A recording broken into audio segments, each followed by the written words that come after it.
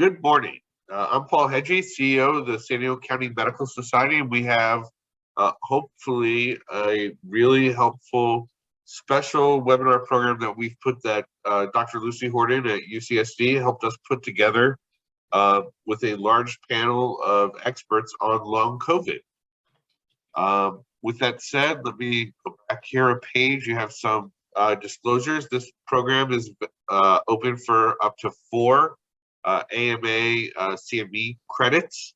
Nobody has any disclaimers or disclosures necessary for disclosure here. And to receive your credits, the easiest thing you can do is take your phone, snapshot this QR code, and complete the credit form within the next 7 to 10 days. If not, I'll also put a link into the chat here once the program gets started. And with that, I am going to pass to Dr. Horton. Well, thank you all so much for joining us today. We're really hoping that today's symposium is going to enhance your awareness of long COVID and really allow you to better identify and treat your patients who continue to suffer from the post-COVID infection sequelae. You know, we're really still at the early stages of understanding the full impacts of COVID infections, including the long-term consequences. And my own journey caring for patients with long COVID started here in our UC San Diego Health COVID telemedicine clinic. At the beginning of the pandemic, there really weren't any therapeutics available for non-hospitalized patients. So we were seeing patients by telemedicine who were recovering at home, and we were mostly just comforting and counseling them, giving them over-the-counter medications and just helping them get through their acute symptoms. And after about 10 days, we would discharge them from isolation and usually say goodbye. However, after about a month or so, we really started noticing that some patients continued to have symptoms for way past the time when their isolation had ended. And we really struggled for how to best manage their ongoing symptoms, such as dyspnea and fatigue. Then we also noticed that some patients started to call us back. They reported that, their symptoms had returned and they were asking for follow-up visits. And by the summer of 2020, it was really clear that there was definitely, a post-COVID syndrome. And desperate for help to manage these patients, I reached out to many of my colleagues across the UC San Diego health system, many of whom you'll hear from today. Early on, we formed a working group. We met every Tuesday by Zoom, and we discussed what we were seeing in our respective clinics, share insights on how to manage long COVID patients and learn from each other. And I'm really incredibly grateful for everyone's expertise and knowledge. I think we all embraced long COVID together. And so today we're fortunate enough to be joined by 7 leading experts from San Diego who have been caring for long COVID patients since the start of the pandemic. And each of our speakers is going to talk about specific manifestations of long COVID, specific to their specialty, and provide an evidence-based approach to the workup and management. And so this is just a quick look at our schedule for today. I'll give an introduction, then we'll hear about pulmonary sequelae from Dr. Wang, autoimmune disease, fatigue, and pain from Dr. Lee, cardiac aspects of long COVID from Dr. Frainer. We'll then take a break and do Q&A, so please save your questions for the joint Q&A. And then in our second part, we'll hear about the neurocognitive aspects of long COVID from Dr. Ellis and Dr. Graves, mental health symptoms and interventions from Dr. Manassian, and finally, integrative therapies by Dr. Lang. And towards the end of our program, we'll hear from one of our own patients with long COVID who has almost 2 years of firsthand experience kind of navigating the medical system to seek care and treatment for her symptoms. So with that, I'm just going to do kind of a quick introduction to long COVID today. So starting with some definitions, what exactly is long COVID? We know now that many patients with COVID continue to have symptoms for weeks or even months after their initial infection. And this is really regardless of how severe their initial disease is. There's not really any clearly delineated consensus definition for the condition. Some of the terminology has included long COVID, post-COVID syndrome, and post-acute COVID-19 syndrome. But kind of the general consensus now is that symptoms lasting more than 4 weeks would be post-acute COVID, and those that last longer than 12 weeks would be chronic COVID-19. The patients are often referred to as by the lay public as long haulers, and that's really where the term long COVID came from. Last year, the NIH announced a terminology referring collectively to all of these post-acute symptoms as PASC, or post-acute sequelae of SARS-CoV-2 infection. So you'll interchangeably today hear PASC and long COVID. Long COVID and PASC can overlap with many of the other complications of acute COVID-19 illness, including post-ICU syndrome, hospital complications, as well as some of the other known complications from the infections, such as MICS or Guillain-Barré. So it can be a little bit complex to kind of tease out what persistent symptoms may be truly long COVID versus these other complications. And there often is quite a bit, of overlap. In terms of the epidemiology, I think the true incidence is still unknown, although we have more and more studies coming out trying to estimate the true prevalence. Most estimates range from 10 to 30% of long COVID developing after acute infections. One of the first big studies looking at long COVID was a Chinese study published in the Lancet that did a 6-month follow-up of patients from Wuhan who'd been hospitalized between January and May of 2020. So really kind of the earliest part of the pandemic. And they found that more than 75% reported still having symptoms after 6 months, mostly fatigue, muscle weakness, sleep difficulties, as well as anxiety and depression. And in this cohort, over half had significant pulmonary abnormalities, which were more common if they had severe illness. And so this was one of the first big studies from kind of that original Wuhan experience, showing us that, there were significant post-acute symptoms. But this again was in hospitalized patients. The REACT-2 study was a very large-scale follow-up that looked at over 500,000 participants using a mobile app to follow up symptoms. And they found that 37.7% reported at least one persistent symptom, and 15% experienced 3 or more symptoms lasting at least 12 weeks. So, overall, there's just a huge spectrum of signs and symptoms of long COVID, and we're going to go into a lot of detail about those today in our individual speakers. And I wanted to highlight a particular publication trying to, describe long COVID, which was called Patient-Led Research for COVID-19. And it was an online survey of people with suspected and confirmed COVID. And what was unique about it was that it was really designed by patients, and they used COVID-19 support groups such as Body Politic and social media in order to distribute the survey. And I think what's interesting is that, this publication highlights a unique aspect of long COVID, and that patients themselves have really been at the forefront of both research and advocacy efforts for long COVID. This study looked at 3,700 participants with either confirmed or suspected COVID-19 who had illness lasting over 28 days, and their onset was prior to June 2020. So again, kind of early phases of the pandemic. It was a global cohort. Over 56 countries are represented, and they surveyed 203 symptoms, which span 10 different organ systems. They also measured the impact on life, work, kind of return to baseline health. And then the key findings from this study were that the most common persistent symptoms were fatigue, post-exertional malaise, and cognitive dysfunction. And those that had prolonged symptoms lasting longer than 6 months had more symptoms overall, with an average of 14 persistent symptoms.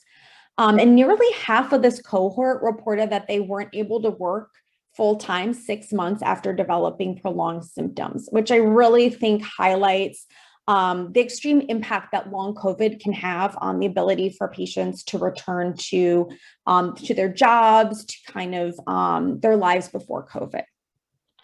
And the majority also reported having some form of cognitive dysfunction or memory loss that they felt affected their daily lives.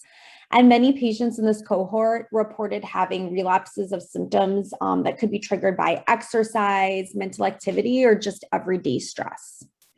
One of the major limitations of this study, though, was that there wasn't a control group, and there may have been respondent bias. So those who were more connected to social media or to these support groups were more likely to respond. And this just shows kind of a snapshot of the wide range of symptoms, going across all different organ systems. They also attempted to map phenotypes kind of by clustering different symptoms. And this suggests that there may be kind of discernible subtypes of long COVID. And I think we'll be learning more about this kind of in the future as we try to better understand these different subtypes that are all under kind of the umbrella of long COVID. Recently, a couple months ago, there was a nice systematic review and meta-analysis that was published and really, I think, kind of nicely summarized the literature of long COVID to date. They initially looked at over 18,000 publications, however, only 15 met the inclusion criteria. And they were able to estimate the prevalence of 55 long-term effects of COVID. And this, they did 21 meta-analyses, and all of the studies together included almost 50,000 patients from a really wide age range. The follow-up studies, the included studies defined long COVID a little bit differently. So kind of ranged anywhere from 14 to 110 days post-infection. So it makes it a little more challenging to compare studies to each other. But their key findings were that 80% of patients still had one or more symptoms at the time of follow-up. And the most common symptoms that they identified were fatigue, headache, attention deficit, hair loss, and dyspnea. And they also found in a subset of studies that looked at lab tests that there were lab abnormalities and other examinations that were abnormal in a subset of patients. For example, a quarter had abnormal lung imaging, and then many had elevated levels of pro-inflammatory biomarkers such as D-dimer, CRP, and ferritin, for example. So what exactly causes long COVID or PASC? Many of our speakers will kind of talk more about this today, but in general, the underlying pathophysiology is largely unknown. Some of the potential mechanisms that have been suggested include virus-specific pathophysiologic changes, perturbations to both immune and inflammatory responses by the acute and viral infection that triggers long-term sequelae. And we know about this from other viral infections that have long-term sequelae. Ebola would be an example, as well as expected sequelae of post-critical illness. So that I think is where really long COVID overlaps with like post-ICU syndrome, for example. Some of the other possible factors that have been suggested are that the viral infection triggers autoimmunity. I think this has especially been seen with more of kind of the neurologic manifestations of long COVID. There's also suggestions that there may be long-term viral persistence so that, the virus may remain in the body for a long time in immune-privileged areas. And this hasn't been kind of definitively proven yet, but we also have knowledge from, other viral infections that sometimes it takes many years to identify viral persistence in certain parts of the body. And there can also be damage from fibrosis that affects lungs, heart, and other organs, contributing to some of these symptoms. There's definitely a component of autonomic nervous system dysregulation, and some emerging research that just came out really in the past week or so regarding vagus nerve damage. Something we've noticed is, the psychological component is really often integrated, and that there's really no clear correlation with antibody levels or initial severity of disease, which again makes kind of understanding the underlying factors a little bit more challenging. I'm going to quickly touch on kind of two other potential mechanisms. One is endothelial dysfunction. We know that during the acute COVID infection, there's a huge cascade of events at the level of the endothelium. And there's a lot of endothelial injury, inflammation, dysregulation of coagulation, and thrombosis. And so this may explain some of the symptoms, including autonomic dysfunction. Could also explain some of the microvascular damage and microclotting that's been reported in organs, including the lung and the heart. It's a very, very complex process, but I think it's something we need to consider when trying to better understand the pathophysiology. There's also emerging evidence of T-cell dysfunction in long COVID. There was a study published by Glynny et al. A couple months ago that was an observational study of patients who'd been previously diagnosed with mild COVID and initially had recovered, but then subsequently developed long COVID. They looked at 49 long COVID patients, and then they also included 16 post-COVID control patients. So patients who had also had mild COVID, had recovered, but did not develop any long COVID symptoms. They isolated their T cells and did molecular analyses.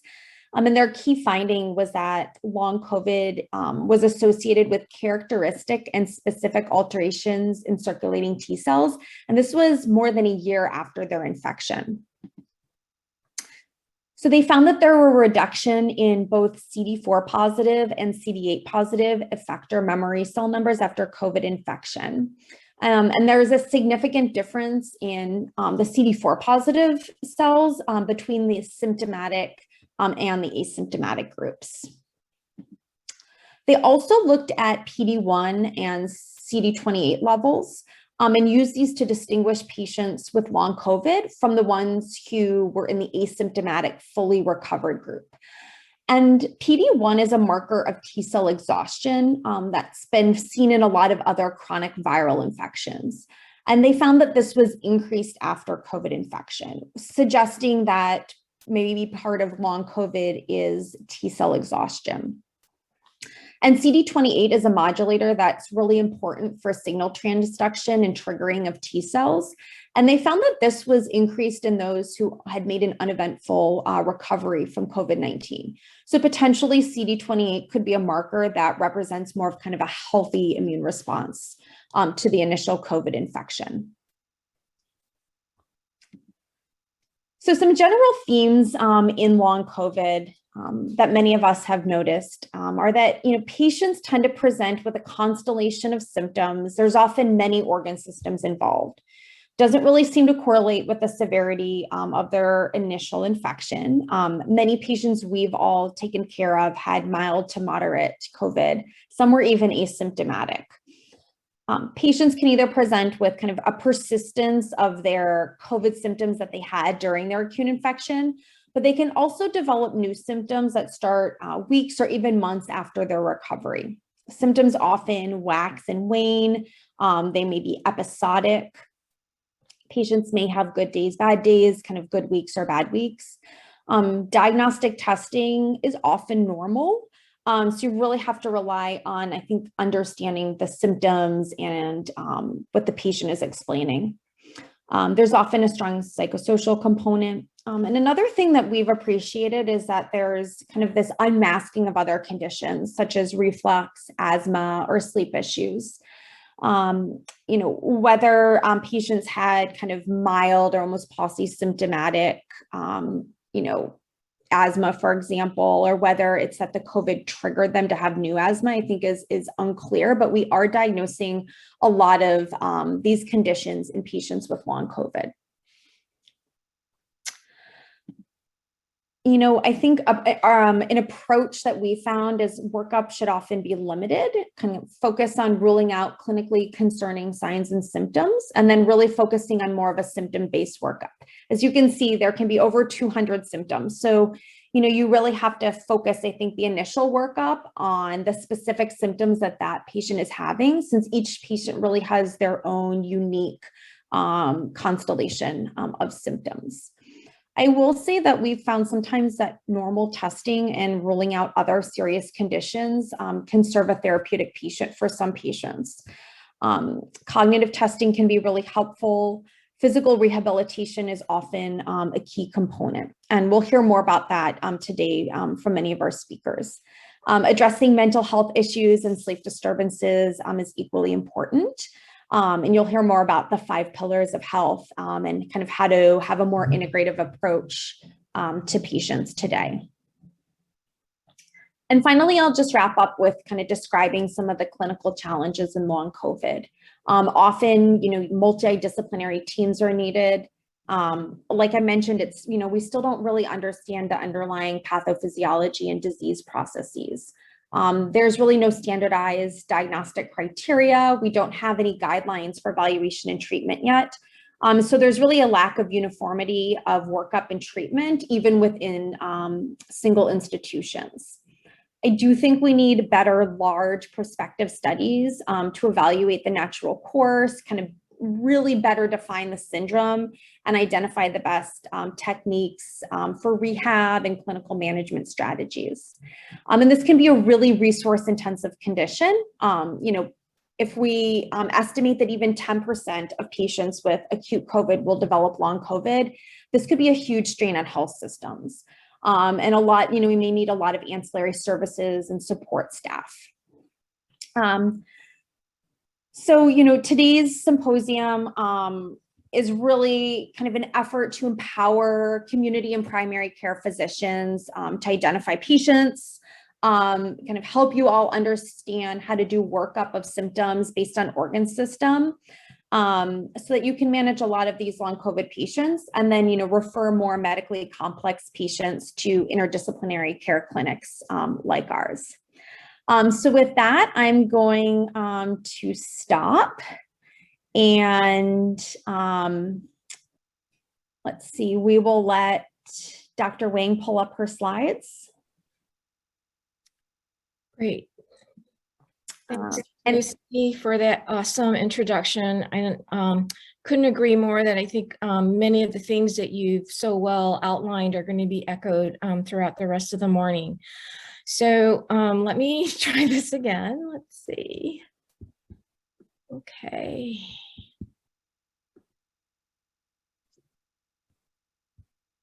And can we see this? It's up.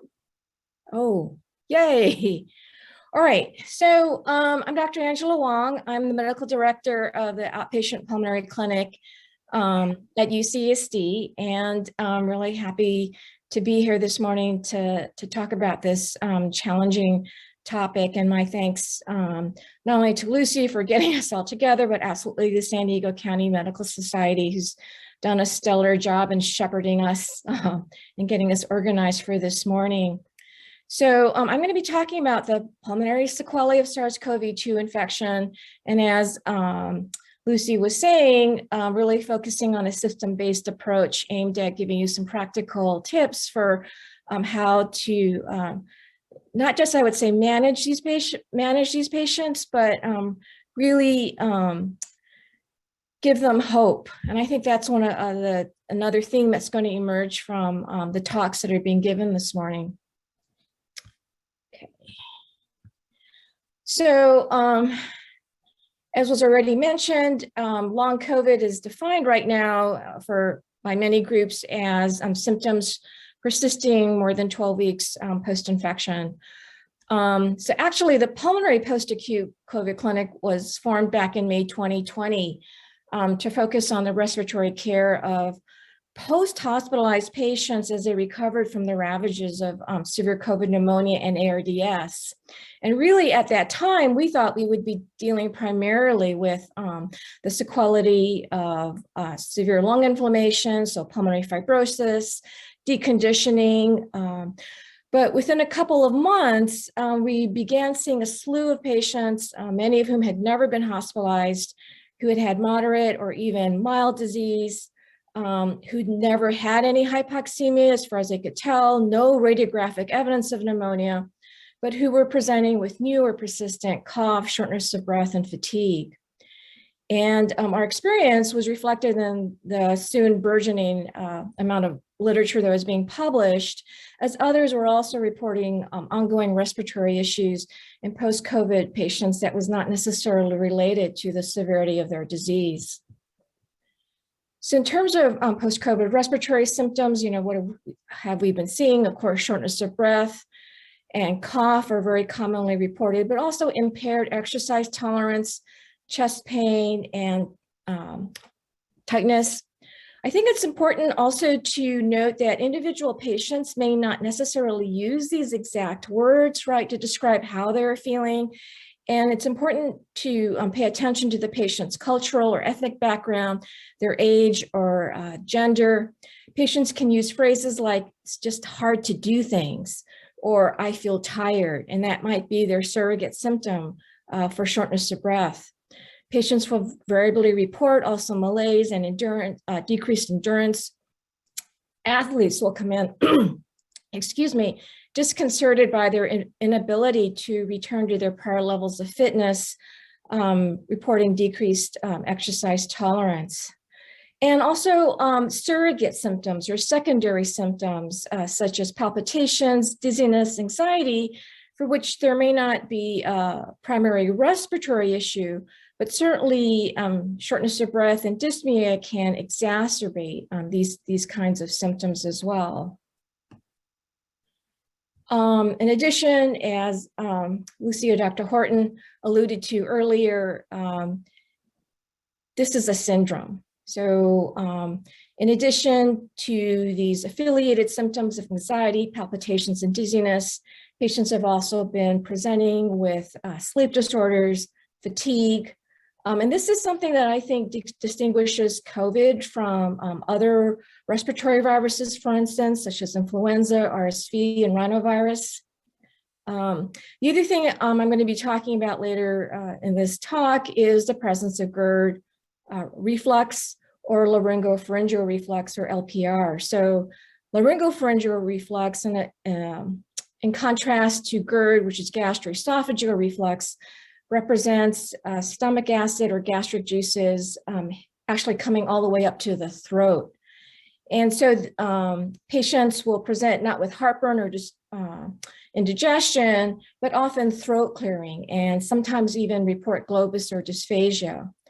And again, this is not something that's been well reported in the literature, but is definitely something that we have been seeing in the pulmonary and multidisciplinary long COVID clinics here at UCSD.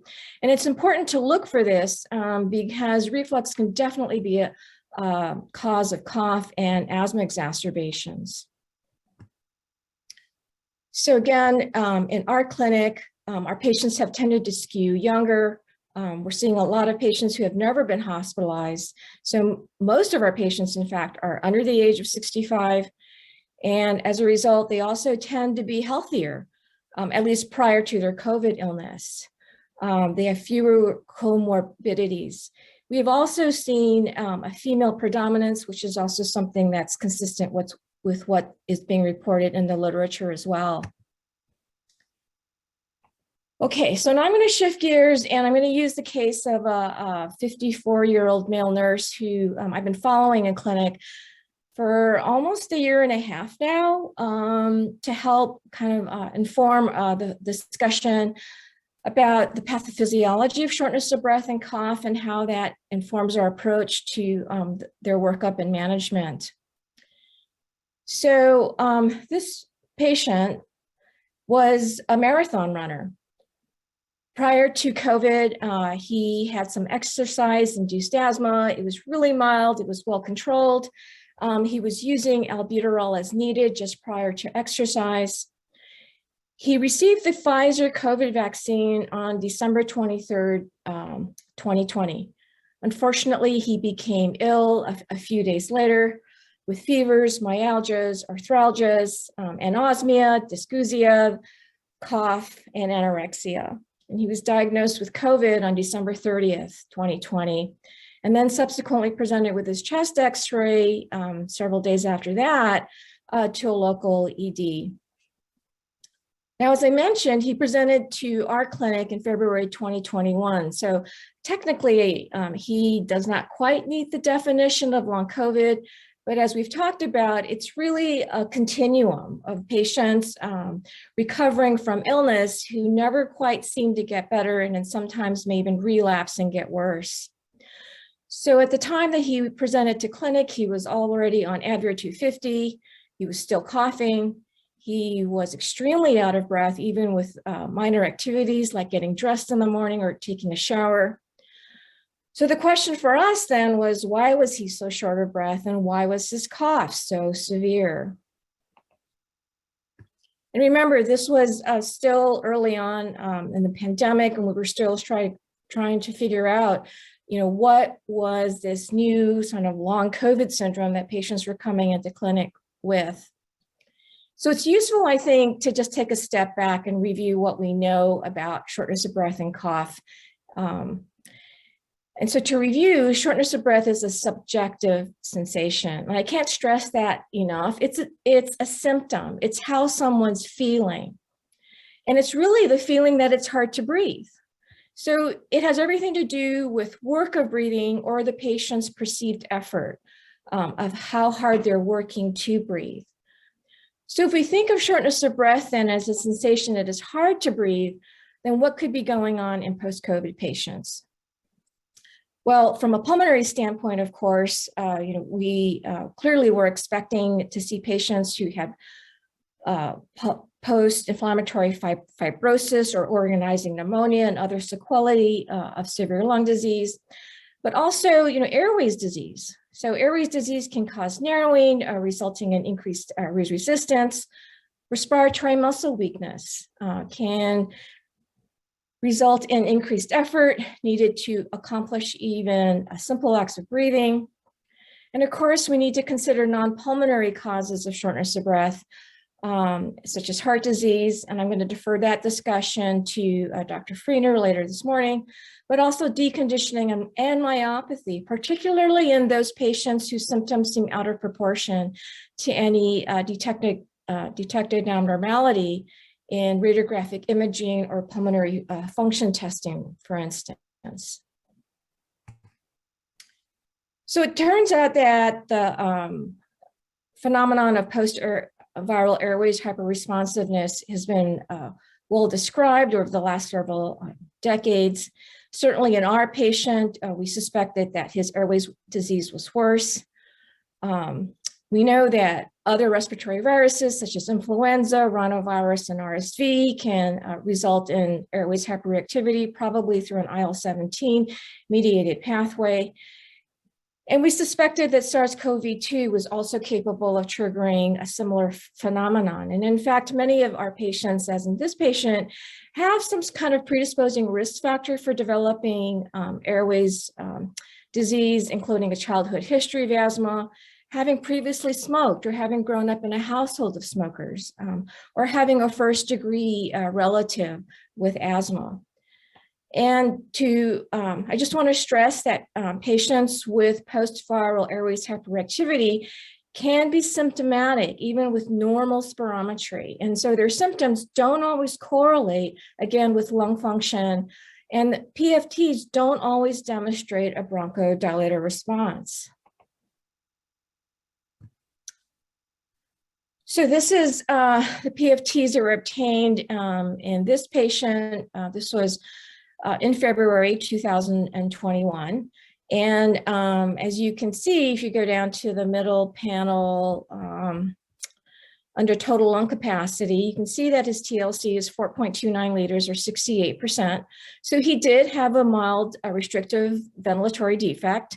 His diffusing capacity at the bottom of the slide as was moderately reduced, again, consistent with probable persistent pulmonary parenchymal lung disease. But these findings still did not seem to entirely explain the severity of his symptoms. Oh, sorry. I also meant to mention that he did have a significant bronchodilator response as well. So in his case, this was supportive of diagnosis of airways hyperreactivity. So, but still, you know, giving from a pulmonologist standpoint, looking at these numbers, it wasn't clear that this was sufficient to explain the severity of his shortness of breath. Remember, this is an athlete prior to his illness who now is having trouble, you know, putting his shoes on in the morning and taking a shower. So what else might have been going on? Well, we thought maybe he was deconditioned. He'd been really sick and had been, you know, in bed for a few weeks dealing with the his COVID illness. And patients with post-COVID are often presumed to be deconditioned, but it's probably more than that. And in fact, there is evidence to indicate that SARS-CoV-2 can directly infect skeletal muscle via ACE2-rich cell types. And SARS-CoV-2 may also indirectly cause myopathy through systemic cytokine release, as was mentioned earlier this morning. Ongoing endothelial dysfunction, vascular dysregulation was previously mentioned, can also potentially impair muscular adaptation to exercise training.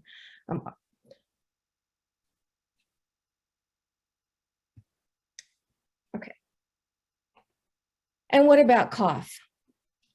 So before we start talking about how SARS-CoV-2 might cause chronic cough, I'm going to just take a few minutes to refresh everybody's memory about what cough actually is. So ultimately, cough is basically a protective reflex, and it's designed to expel some kind of noxious agent. But sometimes, you know, it may not be something infectious. Temperature change, chemical stimuli like gastric juices, stretch, airflow like laughing and talking have all been identified to be potential cough triggers. And what happens is that sensory neurons located within the airway epithelium perceive threat, and they secrete class of molecules called alarmins. And there are sensory signals sent back through vagally mediated neurons to the brainstem, which then sends efferent signals back out. Again, these are vagally mediated signals back out to not just the glottis, but also the larynx, the diaphragm, the rib cage, and also abdominal muscles. And so just think about all the coordination of effort that it takes really to cough, right?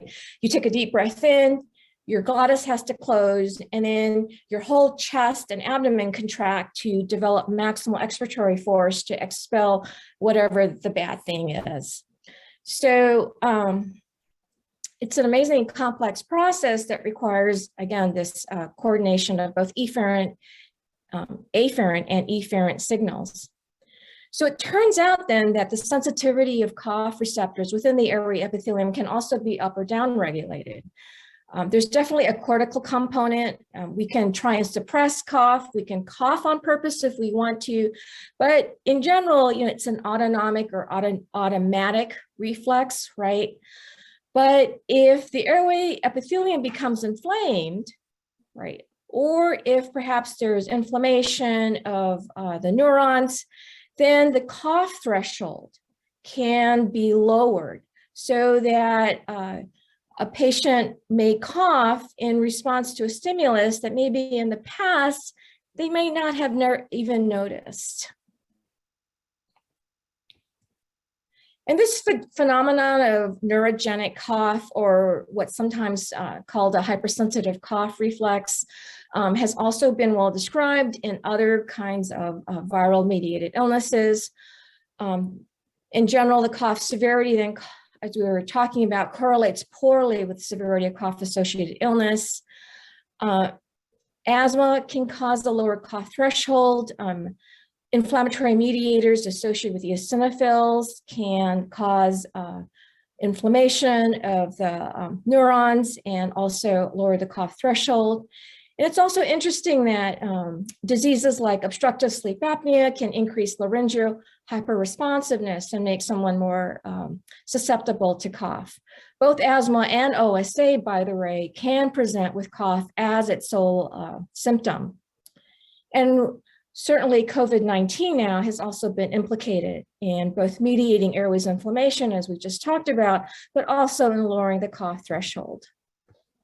So this was a paper that was recently published in Cell Immunity, and you don't have to read the whole thing, the whole slide. Basically, the take-home message is that there is persistent aberrant immune cell regulation in the airways of patient following SARS-CoV-2 infection, even though systemic levels of inflammatory cytokines may have returned to normal, and that the degree of dysregulation did not correspond to the initial severity of illness, at least based on the level of respiratory support that the patient required. In addition, there is speculation that SARS-CoV-2 may actually invade the vagal sensory nerves, causing some kind of neuroinflammatory response, leading then to both peripheral and central hypersensitivity of the cough pathways. This is intriguing, of course, because neuroinflammatory responses may be involved in other symptoms like the fatigue, the brain fog that patients describe, and even perhaps severe dyspnea, as some patients do seem to have a hyperventilatory response to stimulus. And others will be talking more about this later this morning. So again, in terms of chronic cough in our patient, what could have been going on? Was it inflammation? Was it hypersensitivity? Was it both? As I talked about, cough can be the sole presenting sign of asthma. We certainly thought that our patient's asthma was not well controlled. And cough can also precipitate reflux, even if he did not have reflux prior to his illness. Direct aspiration of gastric contacts not into the larynx and airways can absolutely, as we said, lower the cough threshold and trigger cough. Also, upper airway cough syndrome. The role of acute COVID infection in triggering upper airways disease isn't well described either. Some of patients are presenting with worsening allergy symptoms, we think. And of course, there are patients who present with persistent smell disorders consistent with ongoing dysregulation of the upper airway epithelium. And of course, neurogenic cough. And so another theme that's come up this morning already is that what was pre-existing? What is COVID triggering, and what is COVID making worse? It's really hard to tell in some of our patients, but certainly in some patients, what might have been just merely annoying prior to their COVID illness becomes acutely and chronically distressing. So for our patient, we did get a follow-up chest CT. And on the left two panels show his chest CT in March, which was about a month after he presented to our clinic. And there's really not a lot of fibrosis there. It's hard even for me to see, but a little bit of basilar fibrosis. Consistent with post-inflammatory fibrosis, but really it seemed out of proportion to the degree of restriction that we were seeing on his pulmonary function test. And as mentioned, we thought that his Airway's disease was not controlled.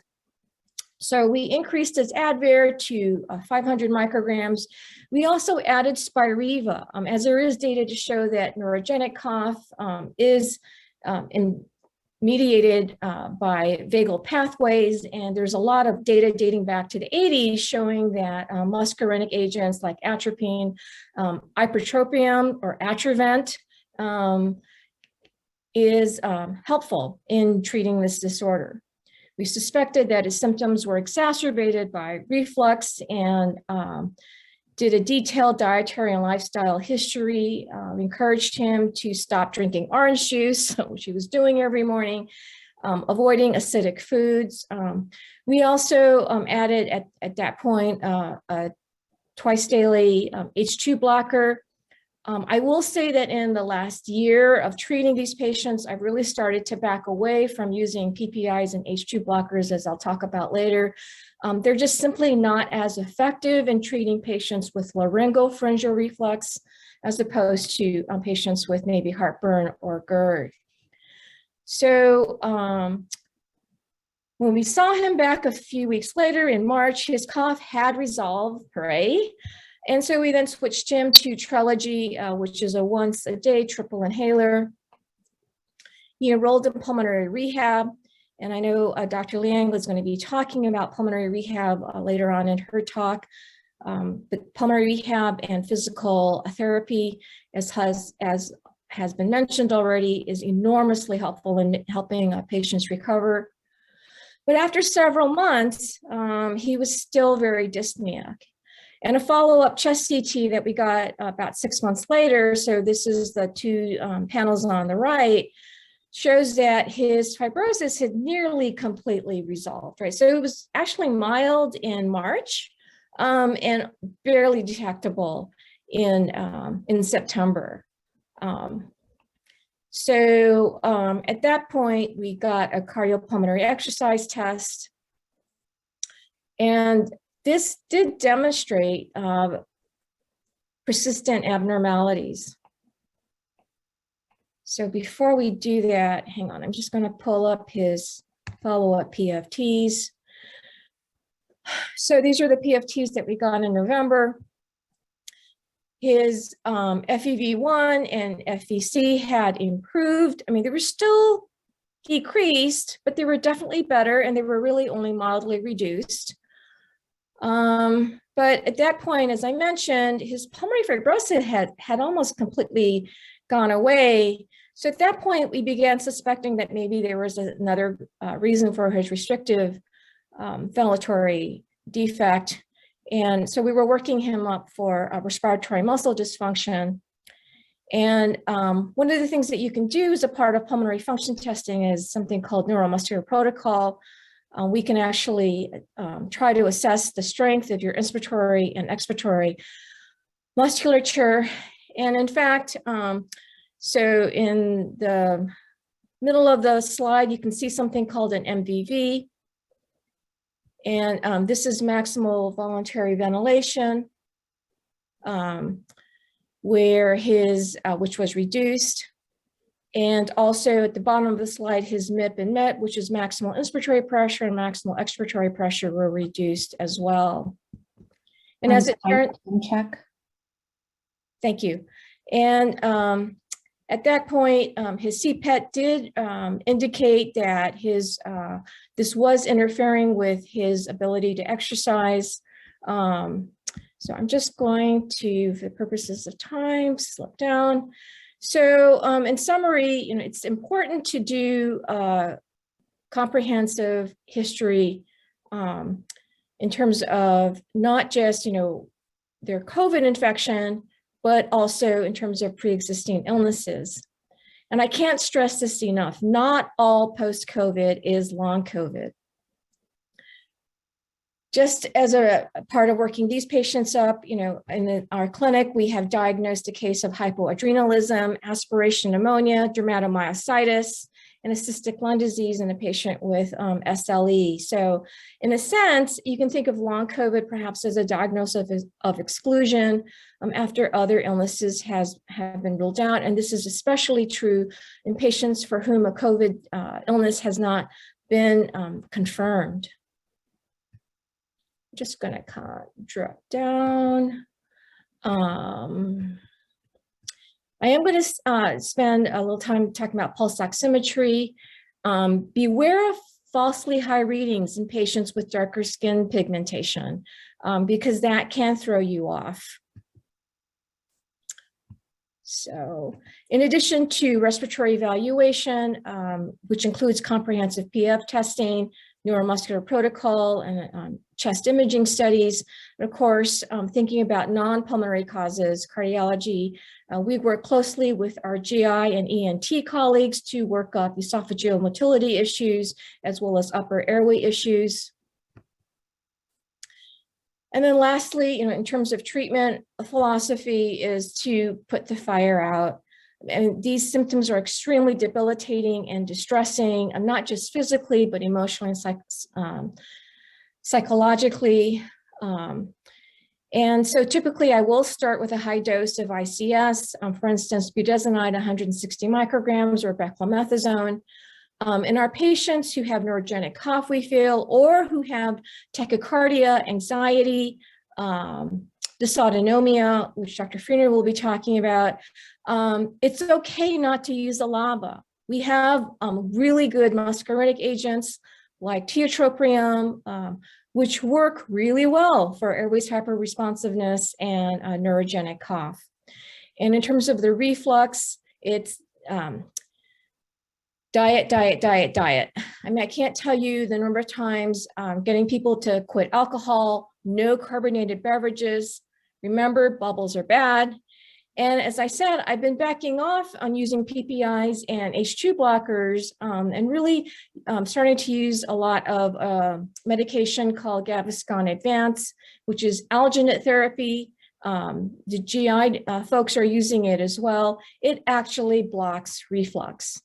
And then don't forget to treat the upper airway, because you can't manage the lower airways if you don't control the airways, upper airways as well. So I'm just going to end by reminding everybody that it's more than the physical act of breathing. It's the emotional and psychological health of our patients that we are treating. And being able to breathe obviously is essential to life, and not being able to breathe can cause immense distress. And giving patients a sense of hope is another important things of what we do. Don't forget to think about other Angela, I think okay. we're gonna have to go turn to Dr. Lee, if that's okay. Okay, all right, thanks. Thank you so much.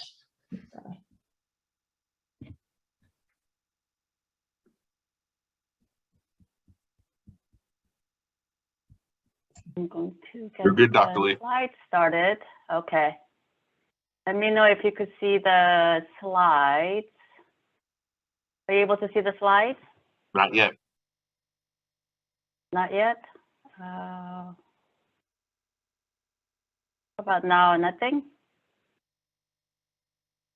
Nothing. Not yet. Let's share. Here it Now it's comes. working. Okay, so let me get it into the slide mode.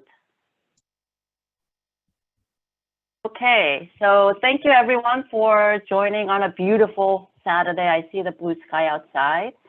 And thank you, Lucy and Angela, for your talk, because it's made my talk a little smoother, as you'll see as we go through the slide.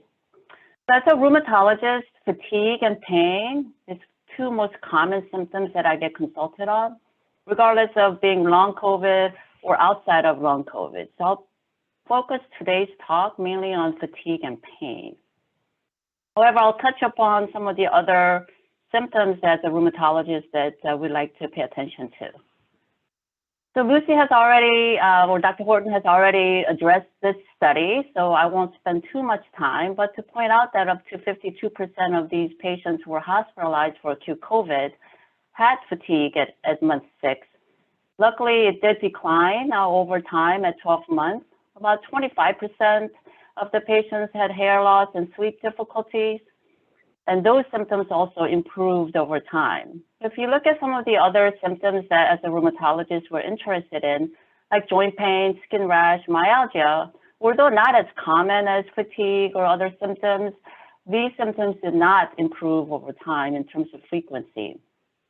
And I think more depressing stats, and no pun intended, is that the anxiety and depression seem to be increasing over time, as you could see here.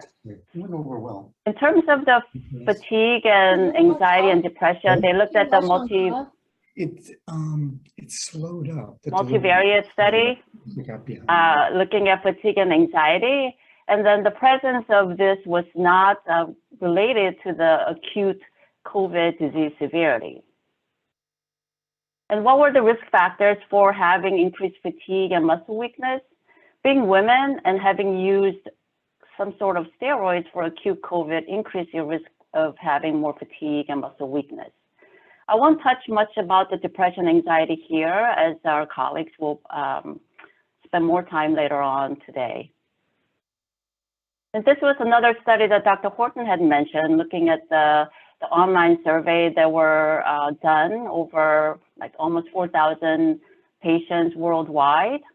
Not surprisingly, for this one, the ages were between 30 and 60, and that may be because this was more through social media platform. Majority of the survey responders were women and white. And even though about a third of the patients, only a third had the confirmed PCR or antigen, when you look at the results, the differences were not there between the confirmed and suspected cases. And the similarities, although majority were women, when they looked at the symptoms based on their gender, they were very similar. And what they saw was that majority of the patients, 92%, had symptoms going beyond 8 months. And the most frequent symptoms, as she pointed out earlier, were fatigue, post-exertional malaise, and cognitive dysfunction. I put this heat map there, not to test your eye vision or anything like that, but just to show the array of symptoms that these patients can have. It's really a multi-organ disease.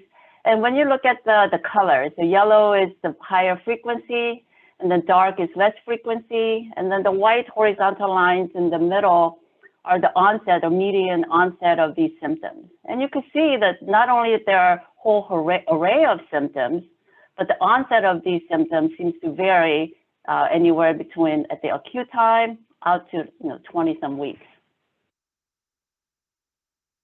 And she also kind of mentioned a little bit about the pattern of these symptoms. So focusing more on the muscular symptoms, these tended to fall on the cluster 2 type of pattern, meaning that similar to the study that was done in China, when you do have symptoms, these musculoskeletal symptoms seem to persist. So they often fell into cluster 2, unlike some of the symptoms that they saw in cluster 3, where the frequency is lower in the beginning and increase like brain fog, or cluster 1, where you have higher frequency in the beginning of the stage of COVID and the decline like fever and chills. And this is an important point, as we'll talk about how it relates to rheumatology, is a lot of these patients tend to relapse, and the triggers for these relapses were physical activity, stress, exercise, mental activity, and in women, menstruation. And then Dr. Horton talked about the impact of long COVID, where almost 2/3 of the patients are not able to return back to pre-COVID employment status. So not only is this an individually debilitating disease, it really does have a societal impact as well. So talking more about fatigue and pain, which are, I would say, are the 2 most common symptoms that I hear for patients with long COVID that are referred to our clinic, they seem to be most consistent with 2 diseases that we see in rheumatology. The first being the chronic fatigue syndrome, also known as the myalgic encephalomyelitis, and fibromyalgia. So first talking about the chronic fatigue syndrome, and you'll see that these two syndromes are very similar with a couple differences. So for chronic fatigue syndrome, the three core symptoms are that they have substantial impairment or reduction in ability to perform pre-illness activities. It used to be 6 months, but recently it was updated to 3 months associated with new onset of fatigue. So when you really think about that statement, that's pretty much all our patients, or I would say majority of our patients that we're seeing at long COVID. And these patients with chronic fatigue syndrome often have post-exertional worsening of symptoms. So as we saw in the study just presented about through the social platform survey, most of those long COVID patients do have this kind of post-exertional worsening and relapse of symptoms. And again, these don't have to be physical. They could be simple as cognitive or emotional stress. Thirdly, a lot of these patients have unrefreshing sleep. So even though they could be in bed for 12 hours, they wake up unrefreshed and more tired. These patients also have some cognitive impairment, and some of them also have some orthostatic intolerance, such as palpitations and lightheadedness. The etiology for chronic fatigue syndrome is still unknown. There were a lot of hypotheses previously thinking that viral infection may have precipitated chronic fatigue syndrome. Prior to pandemic, that was just a hypothesis, but now that we're seeing a lot of these long COVID patients after COVID infection presenting very similar to chronic fatigue syndrome, it really provides an opportunity to see if really the viral infection is the driving force for this currently incurable disease, and allow us to do some research kind of looking into the underlying pathophysiology.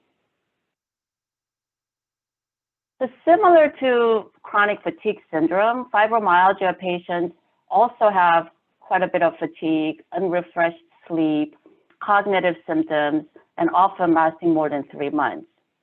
What differentiates between the chronic fatigue syndrome and fibromyalgia is really the presence of the pain. So while the chronic fatigue patients tend to have more of a fatigue, fibromyalgia patients tend to have more generalized pain everywhere.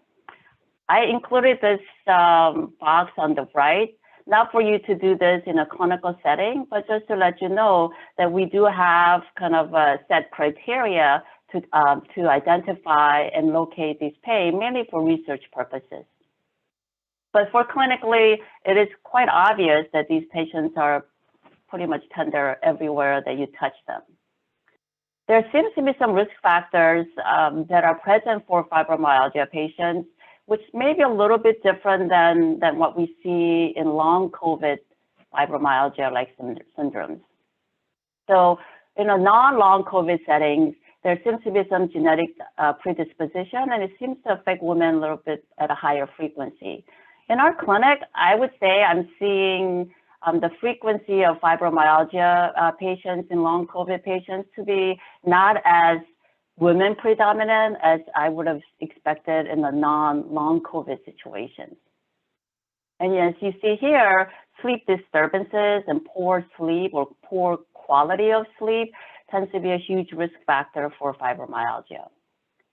Similar to chronic fatigue syndrome, we don't know the etiology of fibromyalgia, although we think that this may be related to disturbances of pain regulation and central sensitization. But as a rheumatologist, the most important job that I have, I would say, is to rule out autoimmune diseases that may mimic chronic fatigue syndrome or fibromyalgia. Again, as Dr. Wong had mentioned, long COVID syndrome really is a diagnosis of exclusion, and we do need to rule out other conditions that may mimic or look like long COVID patients. So there was a study that recently looked at all the publications between December 2019 and September 2021, looking at all sorts of autoimmune rheumatic diseases. And as you can see, the numbers aren't that many. The most common causes of rheumatic autoimmune diseases were vasculitis, the small vessel vasculitis being the most predominant of those, followed by reactive arthritis, spondyloarthropathy, inflammatory myopathies, and less frequently the rheumatoid arthritis and lupus patients. Unfortunately, there was really no reason or rhyme on which patients developed rheumatic autoimmune diseases. Some could have it at the time of acute infection, or some could have after acute COVID infection, with a mean onset of rheumatic autoimmune diseases being about a month after acute COVID infection. And then the severity of acute COVID really wasn't predictive factor. So some people could have a very mild disease as an acute COVID, and then they could be having a florid vasculitis. So it was not a predictive factor. Also, there was no gender predisposition on who got these autoimmune diseases. Of course, there were some gender predisposition within the disease itself that were predominantly one gender over the other. For example, lupus patients, there were more women just because this disease itself is more common in women. But when you looked at all the cases, there seems to be no increased risk for being women to have autoimmune diseases. So when I see a patient that gets referred for long COVID clinic, like I said, the first job I need to do is rule out a lot of these autoimmune diseases that often present with fatigue. So the first thing that I do is an ANA. So ANA is what I call it a double-edged sword. It's great if it's negative because about 95% of the patients will have negative ANA if they don't have connective tissue disease. But up to about 10 to 20%, depending on your age, can have positive ANA and not have any autoimmune diseases. So if it's negative, then I feel good. You could, alert the patient that the risk of connective tissue disease is low.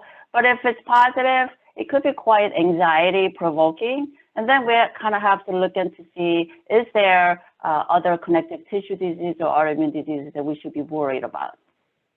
I also check for acute phase reactants, mainly the Severity, C-reactive protein, and ferritin. I also check their thyroid function. Often undetected hypothyroidism can present with fatigue and muscle aches and just joint pain. CPK, mainly because some of the patients have really hard time differentiating true muscle weakness versus kind of overall generalized fatigue. Now, if these tests are negative and your review system is not very concerning or exam is not very concerning, I would stop here and then I would lean more towards chronic fatigue syndrome or fibromyalgia as a diagnosis. However, if any of these are abnormal and either your exam or the history is suggestive of something underlying, that's when I would do the more specific workup for rheumatic diseases. And I would say if you're thinking about ordering any of these 5 bullet points, it's a good time to get a rheumatologist involved so we could help you decipher which tests are more appropriate for that particular patient. So what do we do with these patients with chronic fatigue or fibromyalgia-like syndrome? And then we'll have our colleagues from Integrative Health talk a little bit more about mindfulness and other non-pharmacological therapy. But the cornerstone of therapy for patients with fibromyalgia or chronic fatigue syndrome really is mindfulness, cognitive behavior therapy, and both of these have been shown to improve not only their sleep quality, but their pain as well. I like acupuncture, especially if it's more pain predominant, although I've had patients come back saying that their sleep was quite improved with acupuncture.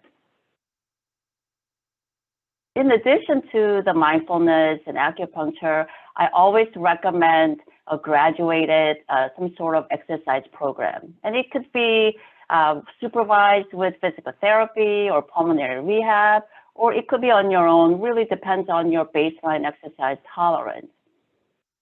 And the exercise of choice that I always recommend to our patients is some sort of water therapy. And I'm not talking about like going over there, running, doing laps of on the swimming pool, but it's more just even walking in the water, doing mild, like gentle resistance exercises in the water. it seems to be more beneficial than the traditional walking outside because it takes the impact away from the high impact from the joints. And a lot of these patients already have joint pain, and being buoyant in the water, it seems to be more therapeutic for a lot of these patients. Unfortunately, we live in San Diego, so patient has access to warmer weather more than other parts of the country. So I highly recommend sending patients to some sort of water therapy.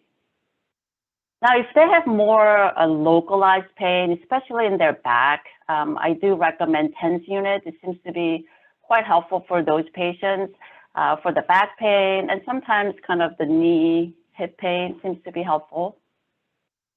I always get asked about dietary supplements. A lot of these patients do not want to take any more medicines. They already have some symptoms of fatigue, and a lot of the medicine that we'll talk about can cause fatigue as a potential side effect. So they prefer to go kind of the natural route. And there are some, recently there was a rheumatology paper that looked at these patients with low vitamin D level and also low, and they supplement these patients with vitamin D and fish oil and follow them over time. And what they saw was that patients that were low in vitamin D had slightly higher chance of developing connective tissue disease. So since there is this potential risk of developing autoimmune disease post-COVID, I recommend patients to get vitamin D at all time, anywhere between 1,000 to 2,000 units a day. Again, we live in San Diego and it's pretty sunny, so most of us are able to get vitamin D just by being outside, unless you are more bed-bound, which a lot of our long COVID patients feel so fatigued and they don't go out, so vitamin D supplementation will be quite beneficial. Magnesium, I'll have our neurology colleagues mention this a little bit more, hopefully in their portion of the talk, but I've had patients get some relief of the headache with magnesium, and there's been some studies showing beneficial effect of magnesium on pain as well. I've seen some papers on tryptophan among fibromyalgia patients, although I personally haven't had a lot of experience with tryptophan, and I don't routinely recommend it for our patients. As far as pharmacological therapy, so if patients have gone through all those non-pharmacological therapies and they're still quite debilitated and are open to medications, there are kind of 6 classes of drugs that you could choose, and they're all listed on the right-hand side on this table. I put 4 of my personal favorite on the left that I tend to use for all my patients with fibromyalgia, chronic fatigue syndrome, regardless of whether that was in association with long COVID or outside of long COVID. So the tricyclic antidepressant, amitriptyline, is my first go-to for patients that are having very poor sleep quality or they're waking up unrefreshed. So I started low doses at about 10 milligrams and I titrated up. Most people do okay with up to 20 milligrams. But there are a few instances that I will push it up to 50, 75 milligrams. But a word of caution for amitriptyline for patients, if you already have a lot of dry eyes, it can make the dry eye worse or dry mouth worse. A lot of these patients can have constipation, so you have to be a little bit aware of that when you're picking and choosing which patients will be appropriate for amitriptyline. Among elderly patients, I've seen it cause more of the confusion, so I'll be a little bit more judicious about using it on elderly patients. For patients that tend to have more of a pain component, although their sleep seems to be relatively well controlled, my next go-to drug is duloxetine. It's a SNRI, and it seems to be very well tolerated for most people. I've had a few patients complaining of headaches, not so much the dry mouth, and it seems to work really well. I started around 20, 30 milligrams for a week, and then I quickly titrate up to 60 milligrams. And the positive effect of both the amitriptyline and duloxetine takes about 2 to 4 weeks. I tell patients that this is not like ibuprofen or Tylenol where you take it as needed and you expect to see results quickly. That this is more of a long-term treatment that does work slowly. And once you take it on a regular basis, then it starts to feel better. I would say by about a month, you should see some positive effect. Now, for those patients that are having more neuropathic type of symptoms, so more numbness, tingling, the cold sensation under their skin, a warm sensation under their skin, suggestive of more of a small fiber neuropathy that we see quite often with fibromyalgia patients, I tend to reach more for the gabapentin and pregabalin. The reason why I put this a little bit lower on my toolbox is that these two agents do tend to cause a little bit more of the dizziness, lightheadedness, and patients seem to not tolerate as well as the first two. So, you know, in summary, it really is a disease that affects all your organs, and it really does require collaborative supportive care. And that means getting your physicians, your therapists, peer support group, spiritual help, your family. You know, we all really have to work together to get these patients back to their pre-COVID status. And I think that's kind of the goal of our long COVID clinic, is to provide this various support system to get patients back into feeling better prior to COVID. That's it for me.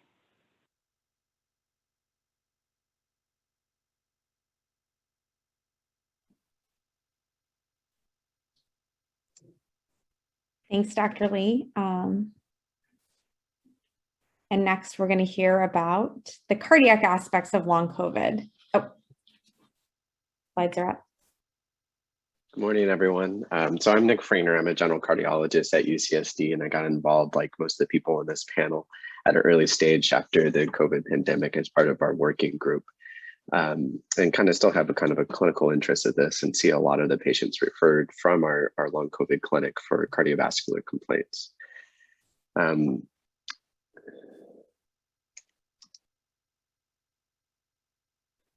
I have no relevant financial disclosures, but I do want to say that I'm going to be discussing the off-label use of a medication called ababardine. And just before getting started, a little shameless plug here, but I think our UCSD is a incredible place for cardiovascular disease and one of the strongest programs in the country with access to subspecialty care and one of the biggest and best cardiac transplant programs in the country. You know, we'd love to see your patients. Overview of this talk will focus on the cardiovascular effects of COVID, both kind of in the acute setting and also the cardiovascular manifestations in long COVID. What I typically am referred are patients who have symptoms of tachycardia, palpitations, and there's a lot of overlap with other systems, as Dr. Wang and Dr. Lee have said. I'll talk briefly about potential etiologies, but I think a lot of this I'm going to try to focus on a very practical approach to treating these patients and working them up.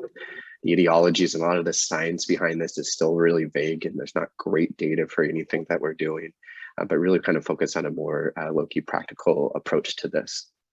I want to talk about kind of when to refer to cardiology, and also about a kind of POTS-like syndrome that we're seeing after long COVID, in long COVID patients. Postural orthostatic tachycardia syndrome, and again, kind of an overlap with dysautonomia, and then talk about treatments of these disorders. So I really think there's kind of these two flavors of long COVID, and I think this is kind of what Dr. Wang and Dr. Lee also went over, talking about kind of ruling out that true disease as opposed to the normal workup but persistently symptomatic patients. And this is kind of that first patient. So this is somebody who has long-term cardiovascular effects from their acute illness. Sometimes they'll be hospitalized ICU patients.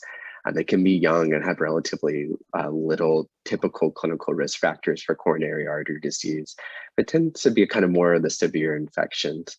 And we can see all sorts of things in these patients. So from arrhythmias to myocardial infarction, acute heart failure, and kind of the things that as cardiologists are kind of our bread and butter. We have treatments for these. We can have diagnostic criteria for these, and certainly is much higher rates of these as compared to, with these same sort of patients without having COVID infections. Here's a picture of a STEMI and then acute wall motion abnormalities on the echo in the anterior lateral wall. I think this is really distinct from the second flavor of COVID. This is a patient that I'm seeing a lot in clinic. And this tends to be, this on the right-hand side here, the second group is this younger, healthier patients, often with a mild COVID infection. And they're presenting with very different symptoms, really. So it's this chronic shortness of breath, exercise intolerance. And what often triggers a consult to me is tachycardia, palpitations.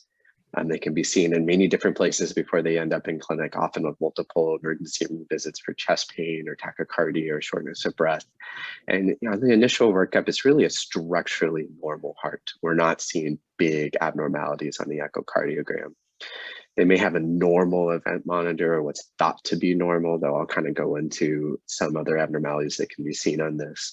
And often a negative troponin, which is really helpful in terms of acute myocardial infarction, but also looking at things like myocarditis.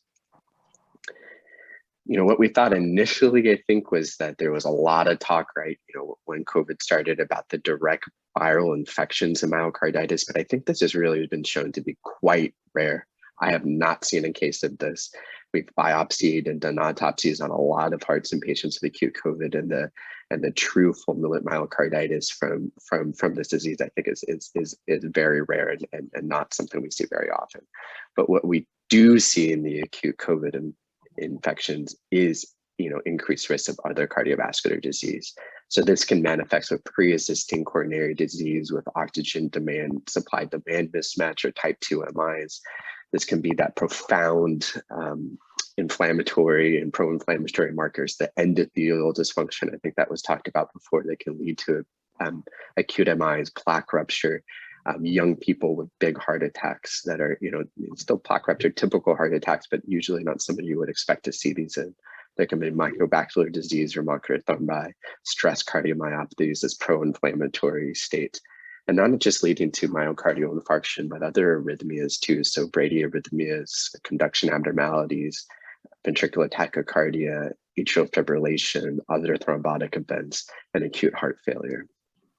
Again, this is a kind of patient number one, a very different patient. And the good thing is once we make this diagnosis, we have good treatment for these sort of things. The acute MI, the systolic heart failure, we know how to treat this. These are patients that should be seen by our cardiologists, and we have good guideline recommended medical therapy with mortality benefit for the atrial fibrillations, the heart failure, the coronary artery disease. But this is not who I really want to spend my time talking about here in terms of the, the typical patient I see in the long COVID clinic. And that's this patient. So patient number 2 here. Now, this is the person that doesn't have the acute MI, that didn't have heart failure, that doesn't have arrhythmias, but still have profound symptoms that are limiting their ability to function.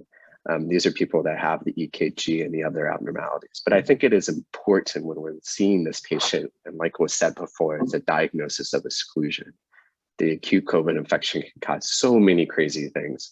We have to rule those things out, to rule out the kind of true cardiac problems before we can kind of go down this other pathway. And I think that's really kind of the initial workup I'd recommend. And it can be quite simple. So I think especially with cardiac symptoms, an EKG, probably an echocardiogram is warranted. And then based on what kind of cardiac symptoms they have, possibly an event monitor, a Holter monitor, or a stress test. And then those kind of other etiologies, by the time they usually get into our clinic, they've had these things done. They've been to an emergency room, they've been to primary care, but just making sure it's not big bad things on the chest x-ray, anemia, thyroid disease, renal failure, other things that can cause these symptoms before, kind of attributing it to these kind of long COVID dysautonomia. And this is kind of really where I want to focus on the rest of the talk, is about these sort of symptoms. So these are the people who have had that initial workup, have not had heart failure, acute MIs, but they still have a lot of symptoms. And these can be kind of brought up in many different ways, but are within the spectrum of the tachycardia, the palpitations, the dysautonomia after COVID. So sometimes these are exertional palpitations. People feel their hearts racing with very little activity. They can feel tired, they can feel short of breath. And sometimes the short of breath is a pulmonary issue. Sometimes it's their symptom of that tachycardia or palpitations when they're exercising. They can have a racing heart. Sometimes, I hear it feels like I'm running a marathon. I used to be active. My heart goes to 150 when I'm just walking across the room. This is crazy. I feel terrible. We have a lot of devices for these things. Pulse oxes became very popular during the pandemic, and people can follow their heart rate on these things, not just the oxygen levels. We have Apple Watches and Fitbits and alarms that go off on our phone when our heart rates are elevated. And sometimes these are ways that patients find this become assessed kind of on what these heart rates are doing, but are good screening tools to kind of evaluate for these type of symptoms. And a lot of times these faster heart rates, these palpitations are what lead to that decreased exercise tolerance. And a lot of this is really when upright. So you're sitting, they're doing activities, laying down, they feel pretty good. They stand up, they start walking, they do other things. And that's really when these heart rates really go up. And that's what they notice on these devices. And this is kind of where it kind of overlaps with POTS, or that posterior orthostatic tachycardia syndrome. Before I go into that a little bit more, I just want to highlight a couple patients that I've seen in clinic with kind of symptoms that fall into this category. We'll hear a lot more from this patient, but later, and she's going to be presenting as part of our panel. But these are things that have become, patients that I've seen that have been highlighted in the lay press and kind of major national articles. But this was a 32-year-old woman who had COVID early on in the pandemic. Very active, very fit before this, but it's pretty soon afterwards had extreme fatigue, shortness of breath, palpitations, had difficulty doing kind of normal daily activities, taking care of her kids, walking across the room, doing the hair, let alone trying to exercise or play volleyball or do some of the things she enjoyed doing. The second patient is also pretty typical for what I see, and I think she's here on the call as well. But a 54-year-old woman who had COVID in November 2020, really mild symptoms, flu-like symptoms initially, but pretty quickly developed decreased exercise tolerance and was noted on their Apple Watch to have these fast heart rates. She was a former nurse, and I can see, this heart rate shouldn't be like this. This is much faster than it should be for what I'm doing. And a lot of this is related to an ability to exercise, feeling short of breath, having dyspnea, and also kind of episodes of brain fog as well. So these are kind of the symptoms that I'm seeing and quite a bit, and specifically those kind of cardiovascular problems, that tachycardia that will get into my clinic.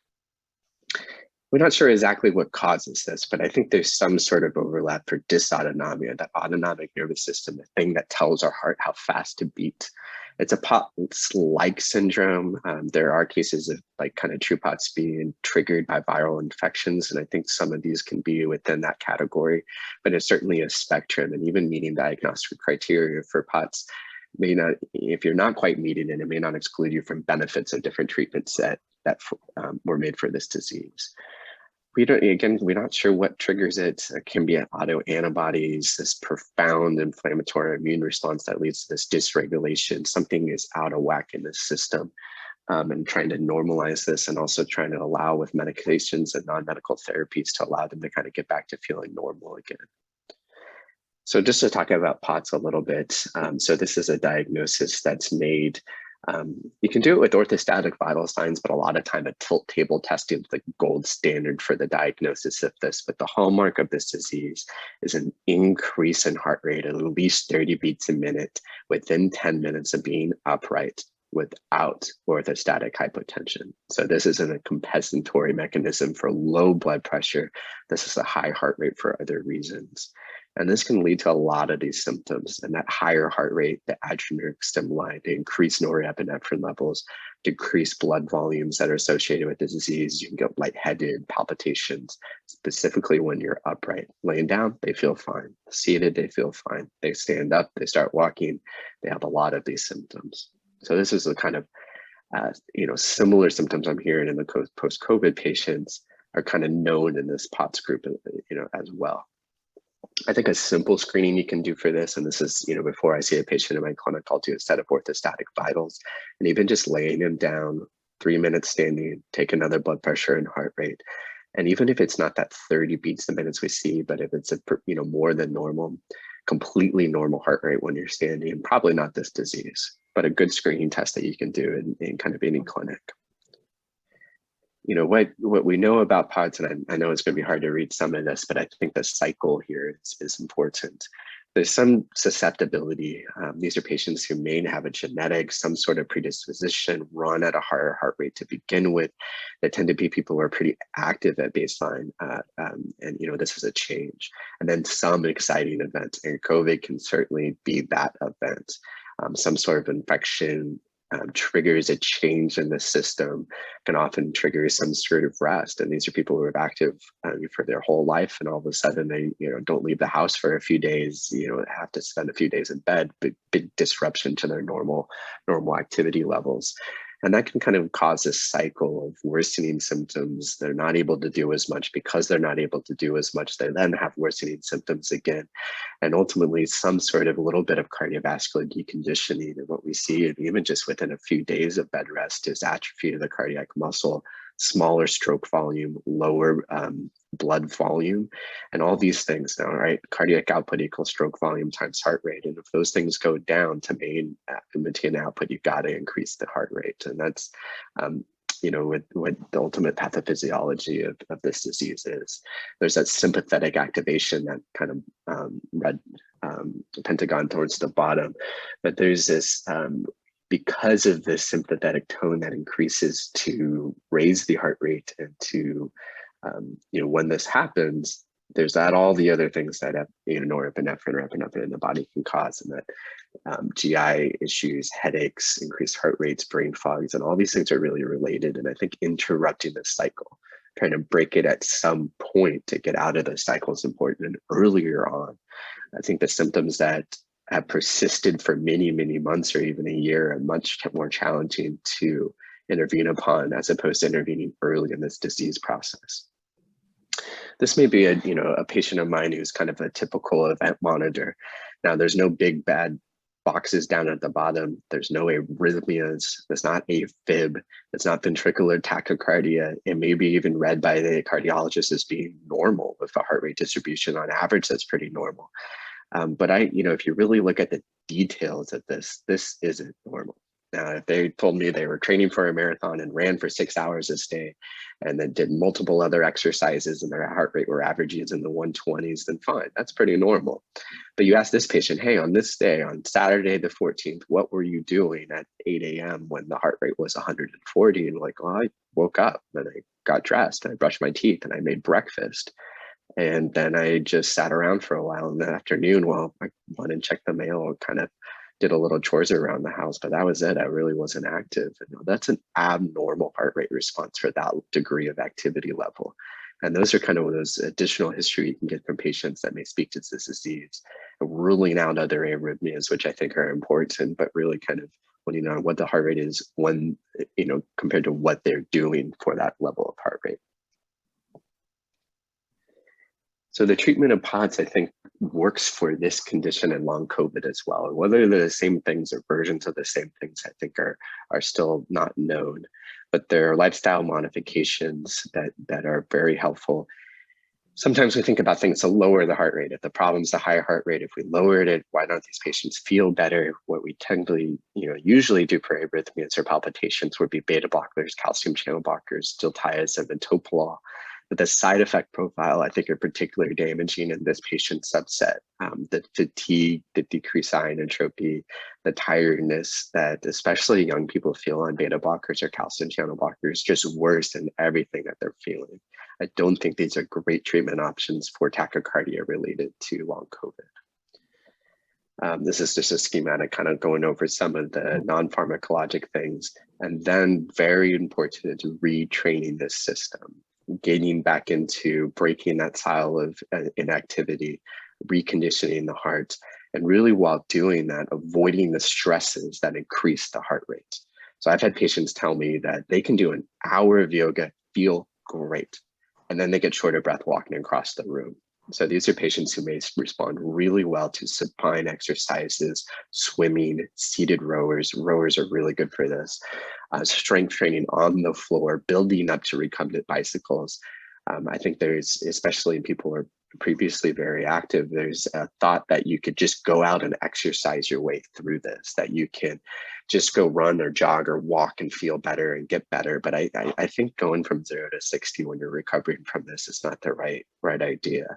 But building up from floor exercises to the rower, to swimming, to seated, and then eventually introducing upright exercises, because that's really where that heart rate is more stressed, is when you're upright. And reconditioning the heart can happen in other ways by avoiding that orthostatic trigger of tachycardia. And that's kind of where, and this process takes a while. It can take months to retrain the system. And it can be very debilitating when this is happening. And that's where I want to talk about this one medication. Now, this medication was made for a completely different reason, to lower heart rate in people with chronic systolic heart failure, decrease hospitalizations in that group. But it has particular benefit in this patient with allowing it to lower the heart rate, improve symptoms, improve exercise tolerance, but without those side effects of fatigue, negative inotropic effect, or feeling so tired. And this is not getting to the root cause of this, but it's allowing them to be more functional, allow them to participate more in exercise, and to do the things that ultimately will improve their symptoms. To talk about ababardine a little bit, so this is it's an interesting mechanism of action, but it works on the funny channel, and that's something that I think we all remember from med school, then quickly forgot. It's a sodium-potassium channel that has to do with depolarization and the diastolic phase of the cardiac cycle. These are ions that are specifically in the sinoatrial node, so not the AV node. It has to be in sinus for this to work. It can't be in AFib for this to work. It delays that depolarization phase and lowers the heart rate. It is rate dependent, which is actually produces some really desirable effects of this. And rate dependency means that at higher heart rates, there's more binding to the receptor and greater effect. So it's more potent at higher heart rates. While when they're sleeping, I have patients ask me, well, if my heart rate's 50 when I'm sleeping, is this going to kill me? It usually doesn't. And when the heart rate is lower, and especially there's less effect of the ababardine, and with faster heart rates, there's more of effect. So it's somewhat self-limiting and also more potent when you want it to be. And really then without reducing contractility, without the naked inotropic effect, without beta blocker effects on mentation, or kind of other side effects, it's really a drug that's almost perfect for this condition. One of my colleagues at UCSD studied this, and this was published in the Journal of the American College of Cardiology a couple of years ago. So this was in non-COVID patients, but was in patients with POTS disease, and looked at ababardine. And if you look at the ababardine versus the placebo group, the supine heart rates are pretty normal. So when they're laying there, the heart rates are 60s to 70s, but when they stand up, in the placebo group, you see a large increase in the heart rate, which is very, much more blunted in the ababardine group. So both a little bit of change in the baseline heart rate from the baseline to the ababardine group, but really a big change in the standing heart rate, which is helpful for these symptoms. And what this led to is an improved, lowered the heart rate significantly, particularly when standing. There's increased quality of life. There's decreased levels of norepinephrine that are stimulated by this tachycardia and standing, things that led to a lot of symptom improvement in POTS patients. And that overlap of POTS-like disease and dysautonomia from long COVID has a really similar effect, I think, in this group. And, I've used this medicine quite a bit with high degrees of success in that patient where tachycardia is their limiting symptom. So just to go over our cases and kind of again, so the first one really had this multidisciplinary treatment. This is before I was using a lot of ababardine, and a lot of her symptoms started to get better before it was really a heart rate problem. But the structured exercise, hydration, the non-pharmacologic modalities, sodium intake, over-the-counter medications. I think she saw many of the doctors on her panel, and it almost had a complete recovery over the next year and a half. The second patient, again, tried all those non-pharmacologic modalities for treatment of the POTS-like illness and dysautonomia, but had probably the biggest benefit from ababardine itself. She told me she just felt different. She was like, is this a stimulant? Why do I feel so much better and have so much extra, more energy? And I think it's because that it disrupts that cycle. It allowed her to do more, to exercise more, to start recovering. It broke that cycle of tachycardia, the norepinephrine, the other side effects that we see from that agiothermic surge. And she said significant improvement, still having quite a few symptoms, but that's really a significant improvement from Severity. In the last minute or two here, I just want to talk about how to frame this. And we talked about there's that psychological, there's a sense of guilt early in the pandemic from even getting the infection, and how we talk to our patients. I think it's important here. So here's are things that I have find helpful when I talk to patients with this condition. And a lot of times they'll be going in the emergency rooms and have all these tests that come back normal. And they say, I know something's not normal, but everybody tells me it's in my head that something's not there. And to that, I'll say, you had the right workup, you had the right test, your heart is structurally normal. There was not permanent damage to your heart, yet I believe you. You're not making this up. Your symptoms are real. This is something. And I'll say, the system that tells our heart how fast to go is out of whack. Although the medicines don't treat the root cause of what's going on, they may help you function. They may help you put that work in to get you back to feeling better. And recovery is not linear. It may go forward, it may go back. It's not a smooth path, and everything is different. How long does it take for me to feel better? It's different for every patient, but it always takes longer than you want it to be. And that's something that's often the case. They're in these clinics because they're not feeling better in the time period that they think they should be. So just to conclude, COVID can cause true acute cardiovascular disorders. If that happens, send them to a cardiologist. You have to do that initial workup. EKG and echo is often all you have to do. When there's cardiovascular issues, a lot of this is shortness of breath, decreased exercise, and that tachycardia component. That tachycardia component, you can screen for with the just orthostatic vital signs in clinics. So when there's objective cardiac abnormalities or that suspicion for a pod like illness, those are patients we'd like to see in cardiology to think about starting a Aberdeen or if they need other treatments for their cardiac issues. And with that, I'll wrap up. Thank you very much. And I think we're going into our panel from here.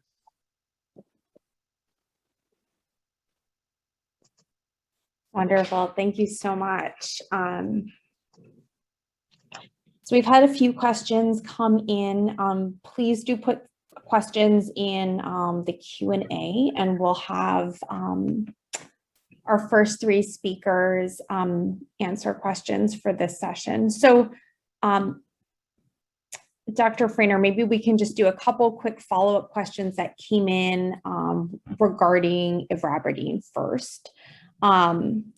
One question is, I work with a lot of Medi-Cal patients. How successful are you able to get insurance to cover Aberdeen with a prior authorization given it's off-label? Is it cost prohibitive? And then the other question related to Aberdeen is, what dose do you use and do you titrate it to the heart rate? So yes to all the above. I have issues getting this covered. It's maybe 50-50. I try. In patients who don't get it covered, it can be cost prohibitive, but I actually instruct patients to reach out to Canada to get this. They get good drugs at a very low cost. It's really coming from real pharmacies. It's very easy to get these prescriptions filled in Canada, where they get, it's much more reasonable financially and not cost prohibitive. So between those two things, trying insurance and then using the Canadian pharmacies, I don't have problems in that case. The second is I usually start at a low dose, and some of this is people are a little hesitant they don't want to take medicine. And I think starting at the low dose, I usually start 2.5 twice a day, and I allow patients to kind of titrate to symptoms and effect based on heart rates. And they can, some of this is self-titration too, and especially people who have more medical knowledge, but going from 2.5 to 5 twice a day, or even cutting back when their symptoms get better. Great. Dr. Lee, a question for you is regarding the family history of autoimmune disease in people who developed autoimmune condition after COVID. So I guess, do you see a connection with family history of autoimmune disease? So in general, outside of long COVID, yes. Within long COVID, at least on the paper that looked at autoimmune diseases within, pretty much 1 month onset after the acute infection, they didn't look at the family history. But obviously, if you do have increased, you're at an increased risk for having autoimmune disease if you have positive family history. Great.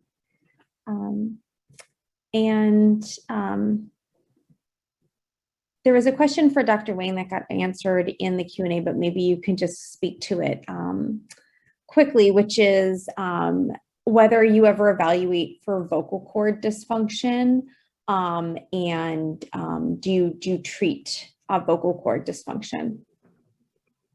Absolutely. Again, I think keeping an open mind during the history and just do your general workup for cough like you've always done. And post-COVID is obviously part of it, but the airway starts here at the nose. And so anywhere along this path could be the issue. And a lot of our patients, especially who have reflux, which may not be well treated or having issues, maybe adjusting their diets or taking a medication, an upper airway exam by an ENT person can be enormously helpful in like corroborating or verifying, upper airway involvement from reflux and a host of other issues like vocal cord dysfunction.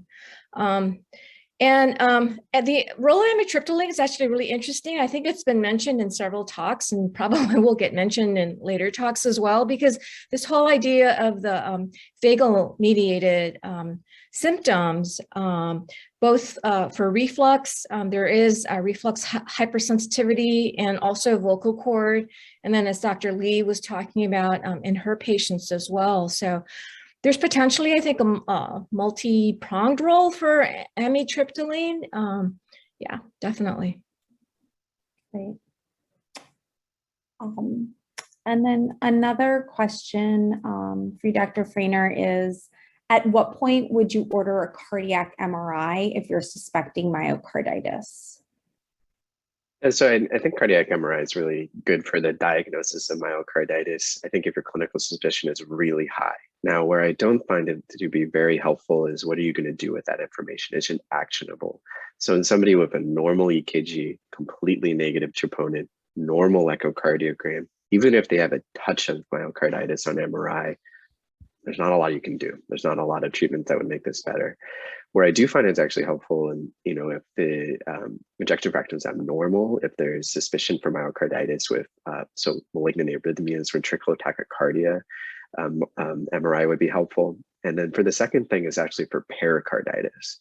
So really typical symptoms of pericarditis: worsening pain when they're laying down, better when they're sitting up.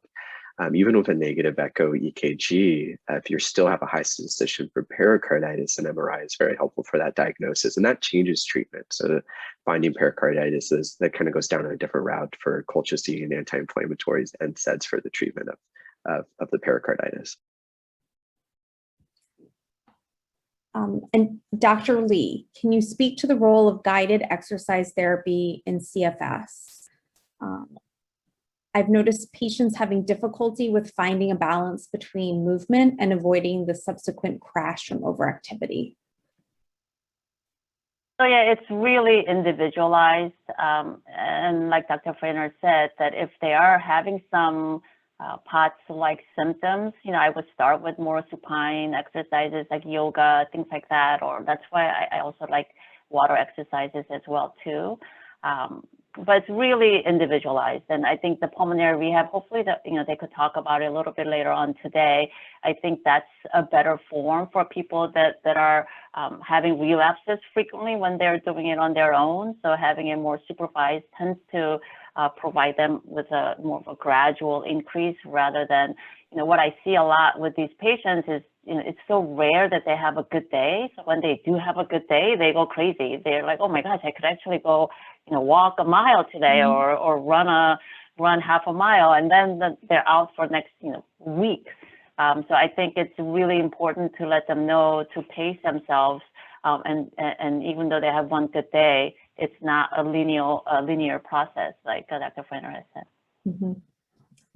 And to follow up, is there any data we have on the likelihood of resolution of the CSF type of PASC over time? I'm hoping maybe the research will help us with the long COVID and this being more predominant symptoms, and that we're actually getting like a cohort of patients that are coming to a particular clinic. I've seen some that have improved, and I would say, you know, in general, it's a long process, about a year out. A lot of them do not return back to completely being normal, but they have modified their lifestyle to lead a somewhat of a normal lifestyle. But I would say more depressing. It's a smaller amount than we would like. Right. And then a question for anybody to answer is, somebody's asked, it's still unclear to me whether severe COVID versus mild to moderate COVID has increased risk of long COVID syndrome. Can you please clarify? Does anyone want to take that? So Sorry. at least from the rheumatological standpoint, the severity of your acute COVID did not predict the onset of either the autoimmune diseases as well as the chronic fatigue or fibromyalgia. So you could have very mild symptoms and then have more of a chronic symptoms related to fibromyalgia or autoimmune diseases, or vice versa. Yeah, I think that's true for the lungs and the upper airways as well. Like Nick Freener so very well described. I mean, there's really two groups of people, right? The ones who were really sick, who were in the hospital, but definitely there's a second cohort of patients who had mild disease. Some of whom maybe were even asymptomatic and then presented with sequelae several weeks later.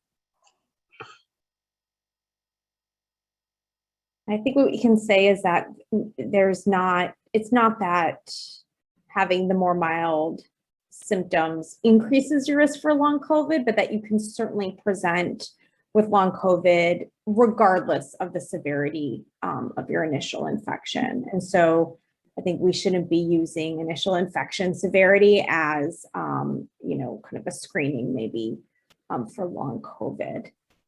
Yeah, and when you look at patients who have these symptoms, it tends to be women a little bit more than men, tends to be people of rural communities more than cities. And severity of illness does not make a difference one way or the other, but mild illness is so much more common than the severe illness. That still makes up a large portion of the patients that we're seeing. I think one big question that we've been talking about, right, is whether Omicron is going to have the same incidence of long COVID as the prior variants. And obviously, we're just waiting to find out. Mm-hmm. So let's see, another question is, considering the involvement of ACE2 in COVID, has much work been done to assess ACE, RAS dysregulation in these conditions? I think that's a great question. I think there's a lot of theoretical talk about the potential for, the virus to actually invade and reside in the brainstem long term, and certainly for cough and airways hyperactivity, that's one of the postulated mechanisms. Because the entire airway is obviously vaguely innervated. I'm not aware of ongoing research, though. I don't know if guys. When the ACE, the ACE inhibitors and those type of things was a talk early in the pandemic, and I think it certainly seems like it proved that ACE inhibitors are not a risk factor for disease, if anything, partially protective. But I don't know of any research that's going into this. But I think that's where a lot of these things are headed in terms of research, is the more the pathophysiology behind it. But I wouldn't be surprised if the pathophysiology is very mixed. I think people present in all sorts of different ways. I don't think there's going to be one issue for every patient.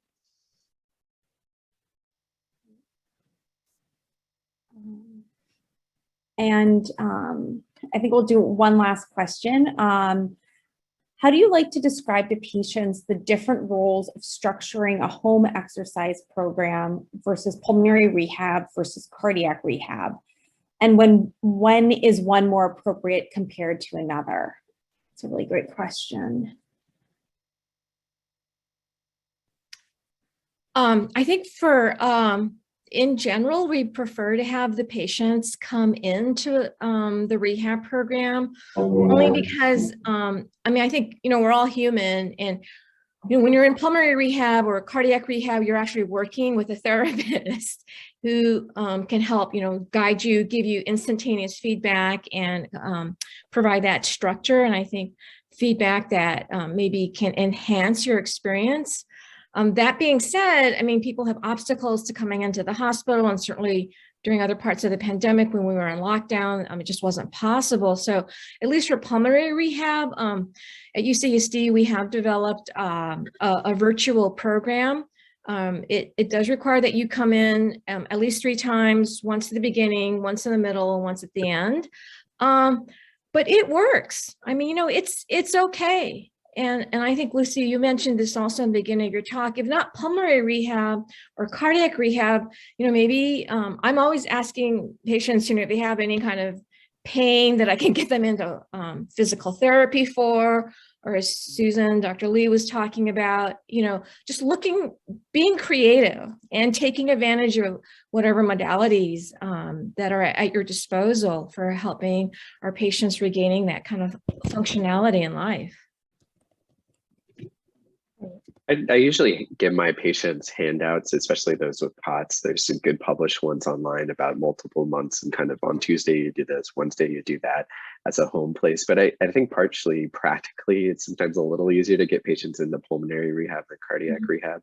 And, you know, dyspnea can, or other symptoms, and having COVID may help you get into there. In cardiac, there's a really rigid diagnoses that must be met to make it insurance pay for cardiac rehab for an MI or post-surgical changes. I haven't had much luck getting my patients into cardiac rehab, though I think that in person and the community effect, or seeing that people around you have had similar symptoms as well, is valuable.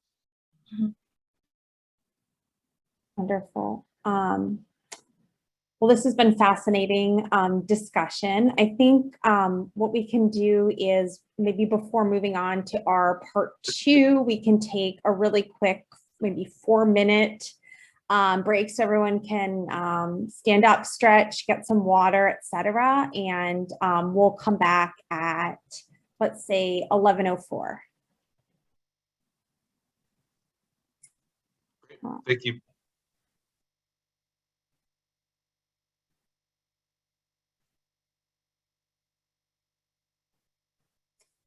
Dr. Ellis and Dr. Graves, if you want to get your slides ready for the next section, that'd be great.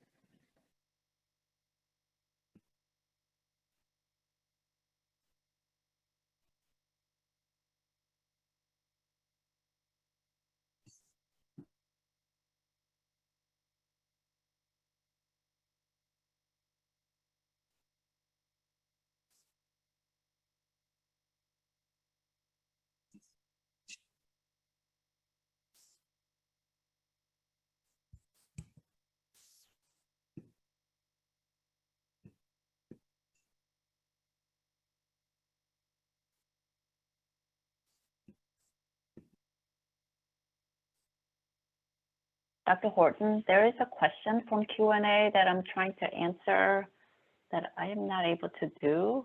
Can you help me with that? It's about the nortriptyline.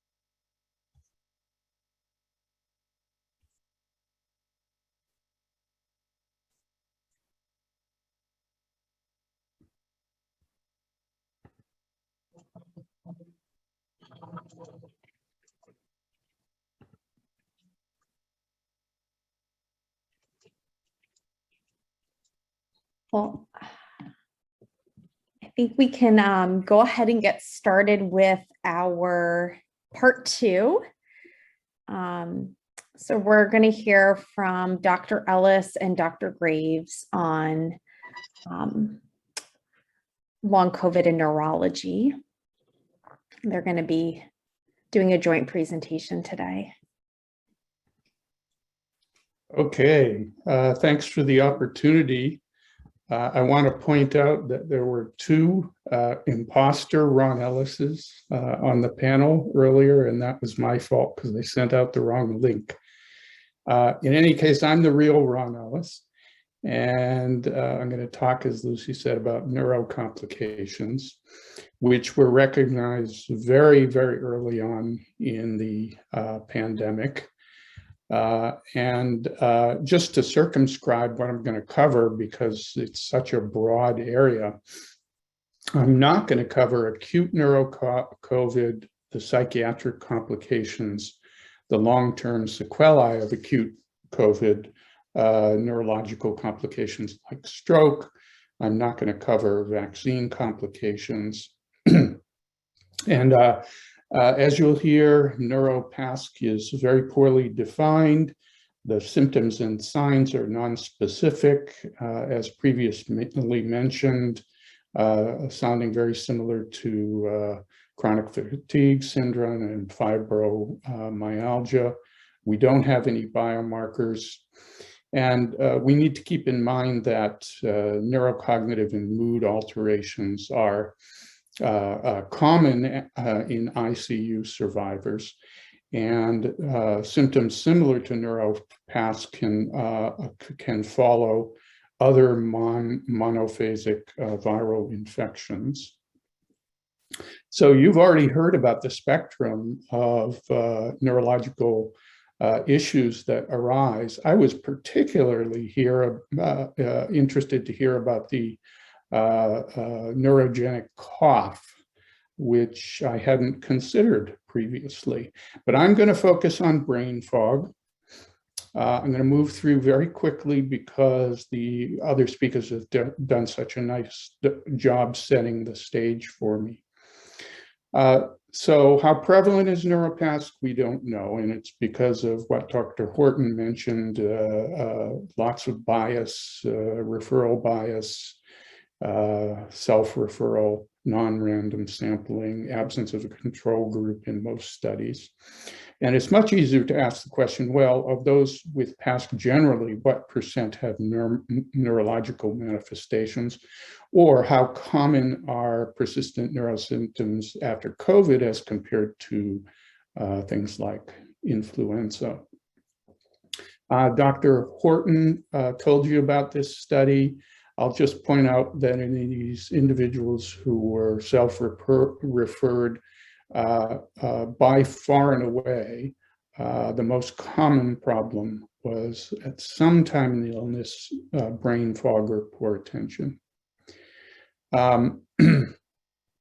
This is just, again, to emphasize the frequency of neurologic, particularly cognitive problems, right up there with chronic pain and discomfort and other aspects of this disorder. Risk factors you've heard a little bit about. They're similar for neuropasc as for other PASC complications, older age, sex. The acute COVID severity is not related to the occurrence of neuropasc, just as is true for the other conditions. Smell and taste dysfunction is strongly correlated, and I'll show you some data in a moment. And then a spectrum of premorbid conditions can increase the frequency. Vaccination is protective, which is a very nice thing to hear. So here's the study on olfactory and taste dysfunction. They objectively measured both olfaction and cognitive impairment, and they were indeed correlated, whereas the severity of acute COVID-19 was not. Multiple studies demonstrating that vaccination reduces long COVID risk. And in particular, in this Israeli study, those who received two vaccine doses were no more likely to report neuropathic symptoms than those reporting no previous SARS-CoV-2 infection. So very protective. So what are the clinical manifestations? Talk a little bit about symptoms and then signs. You heard already about the memory loss, brain fog. Don't forget about problems in communication, word finding, and so forth also. This is one of the best studies I know of. Igor Koralnik and his colleagues at Northwestern opened a neuro-COVID clinic right off the bat at the beginning of the pandemic. They had a PCR positive group and those who were lab negative, meaning that they, for the most part, were assessed before the tests were widely available. And you can see here, attention and memory deficits were far and away the most common. Dr. Graves is going to tell you about something that she's observed, which is cerebellar dysfunction. Okay, so in Koralnik's study, they administered objective measures of attention, working memory, and did indeed find that the post-COVID people had poorer performance.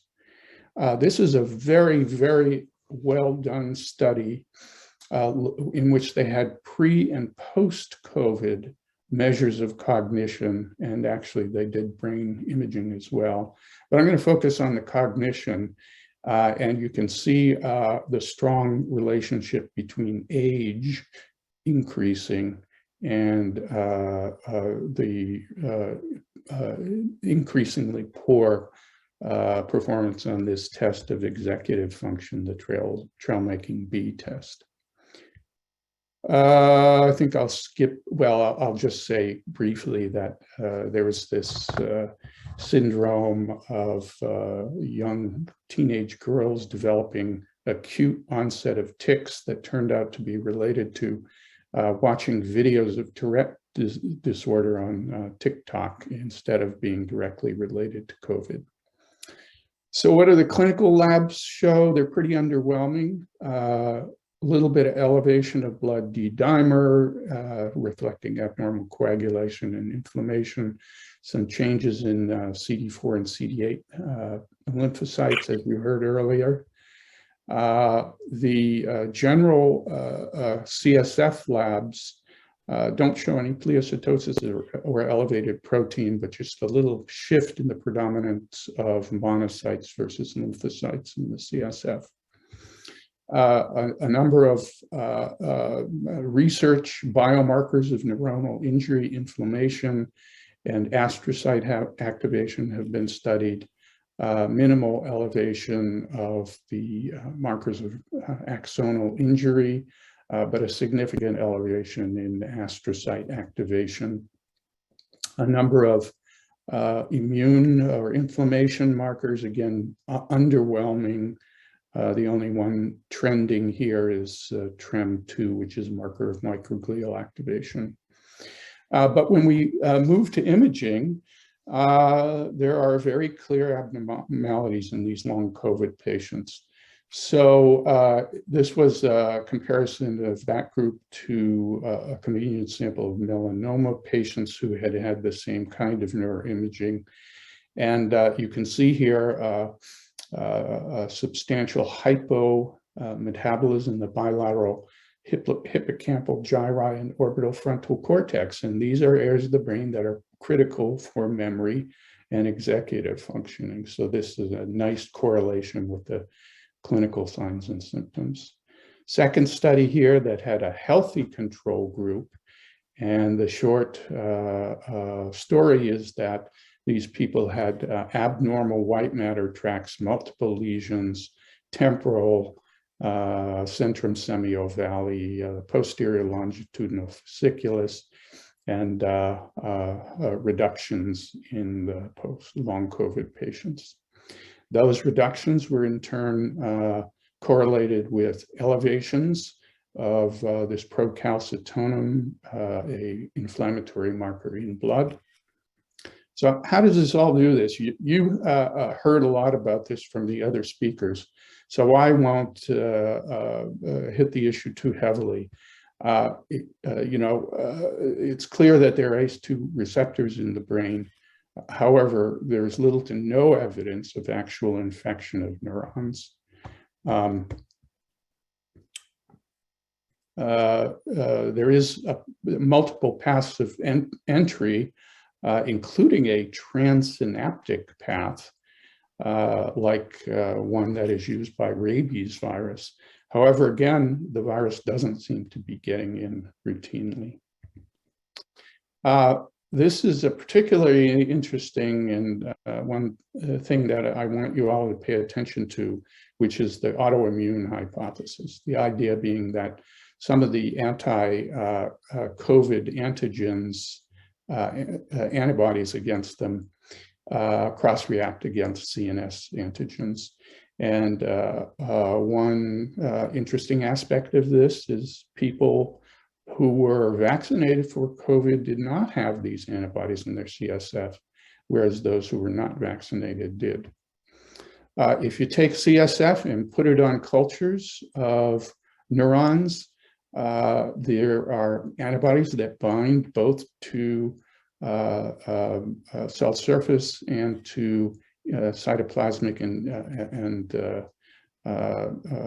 other components of the neurons. So do we have any treatments? People previously emphasized the non-pharmacologic, and I agree that those things have shown a great promise. Also anti-inflammatory strategies, statins. There's some good data on this CCR5 inhibitor, leronlimab, which improves not only neurologic, but also fatigue. And I've been using or offering to patients lisdexamfetamine, and that has been helpful for fatigue. I'm a big advocate of clinical trials. There's more trials going on of this leronlimab, CCR5 inhibitor, with multiple endpoints, including inflammation and some neurologic endpoints. Antibodies, naltrexone and nicotinamide adenine dinucleotide. And then, as you see, the statin and metoprolol for POTS, although, as Dr. Fringer said, you need to worry about the fatigue with beta blockers. So just to wrap up quickly, poorly defined syndrome that does not require that acute COVID illness be severe. Objectively, poor performance is common, but there can be on neurocognitive testing. However, there can be a variety of other findings. These are disabling. It's very encouraging that they do diminish over time. The neuroimaging correlates quite well with the regions of the brain that are involved in the very aspects of cognition that are impacted by long COVID. In my mind, the leading candidates for neuropathogenesis are autoimmunity and endothelial dysfunction. Multiple treatments under investigation. And there's a lot of progress occurring, but there obviously needs to be a lot more. So thank you very much.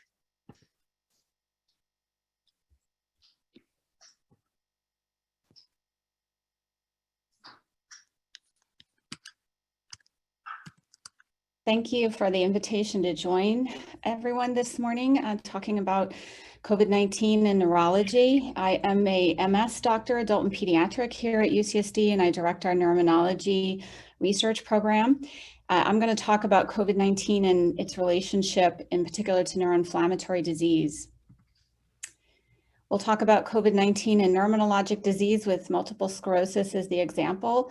And I'll review what we knew about coronaviruses and neuroinflammation even before either SARS outbreak. I'll also go over our local data on NeuroPask and how we are tracking these folks over time and some of the similarities between these NeuroPask symptoms and chronic neurologic disease such as MS and Alzheimer's. So what did we know pre-COVID-19 about coronaviruses and in particular beta coronaviruses? Well, we've known for decades that in animals, coronaviruses can cause neurologic disease. Community-acquired human coronaviruses can infect neurons. We knew this over 2 decades ago, Arbor et al. 1999. When you inject a prior human coronavirus OC43 into mice, they can develop an encephalitis. That was Giacomi, 2003. And one of my colleagues in pediatric MS up in Toronto, Anne Ye, published over 15 years ago, acute disseminated encephalomyelitis, a monophasic fulminant demyelinating event in a child with HCoV OC43. A little bit closer to my world, mice infected with a cousin of coronavirus 19, beta coronavirus mouse hepatitis virus, develop a severe demyelinating encephalitis phenotype that's very similar to MS and in fact has been used as a mouse model of multiple sclerosis. And this was published back in 1996. Around that time when there was an interest of coronavirus being a trigger of multiple sclerosis, it was also observed that T-cell clones from MS patients can react with both human coronavirus 229E antigens and myelin basic proteins, suggesting if coronavirus was a trigger, there might be a molecular mimicry as a basis of pathogenesis. Brain tissue studies had also demonstrated around that time in the late 90s and early 2000s that human coronavirus strains RNA could be shown in MS patients compared to controls. So with this background, with the outbreak of the SARS-CoV-2 in March 2020, as an MS specialist, was very concerned about what we might see with a large worldwide exposure to this highly aggressive coronavirus, and partially explains my investment as a neuroimmunologist into trying to track these patients over time. So in order to take care of our MS patients in the US very early on, we did establish a COVID-MS registry to track how COVID infections affected people already with multiple sclerosis. So this is data pulled as of last week. So far in the US, we've been able to collect up to 3,800 MS patients with PCR confirmed COVID-19. 100 deaths have been reported in MS patients, so the death rate in MS is not far off of what we see in the general population. So we're not seeing, in general, people with MS having more aggressive disease. Interestingly, though, it's very rare for an MS patient to have an asymptomatic infection, which is interesting in and of itself. So only 3% of these patients actually tested positive without symptoms, and that is the typical symptoms of coronavirus. MS patients do tend to have exacerbations of their MS symptoms when they get infections. A variety of MS medications are now being used, depending on how long it's been since you've thought about MS and its treatment.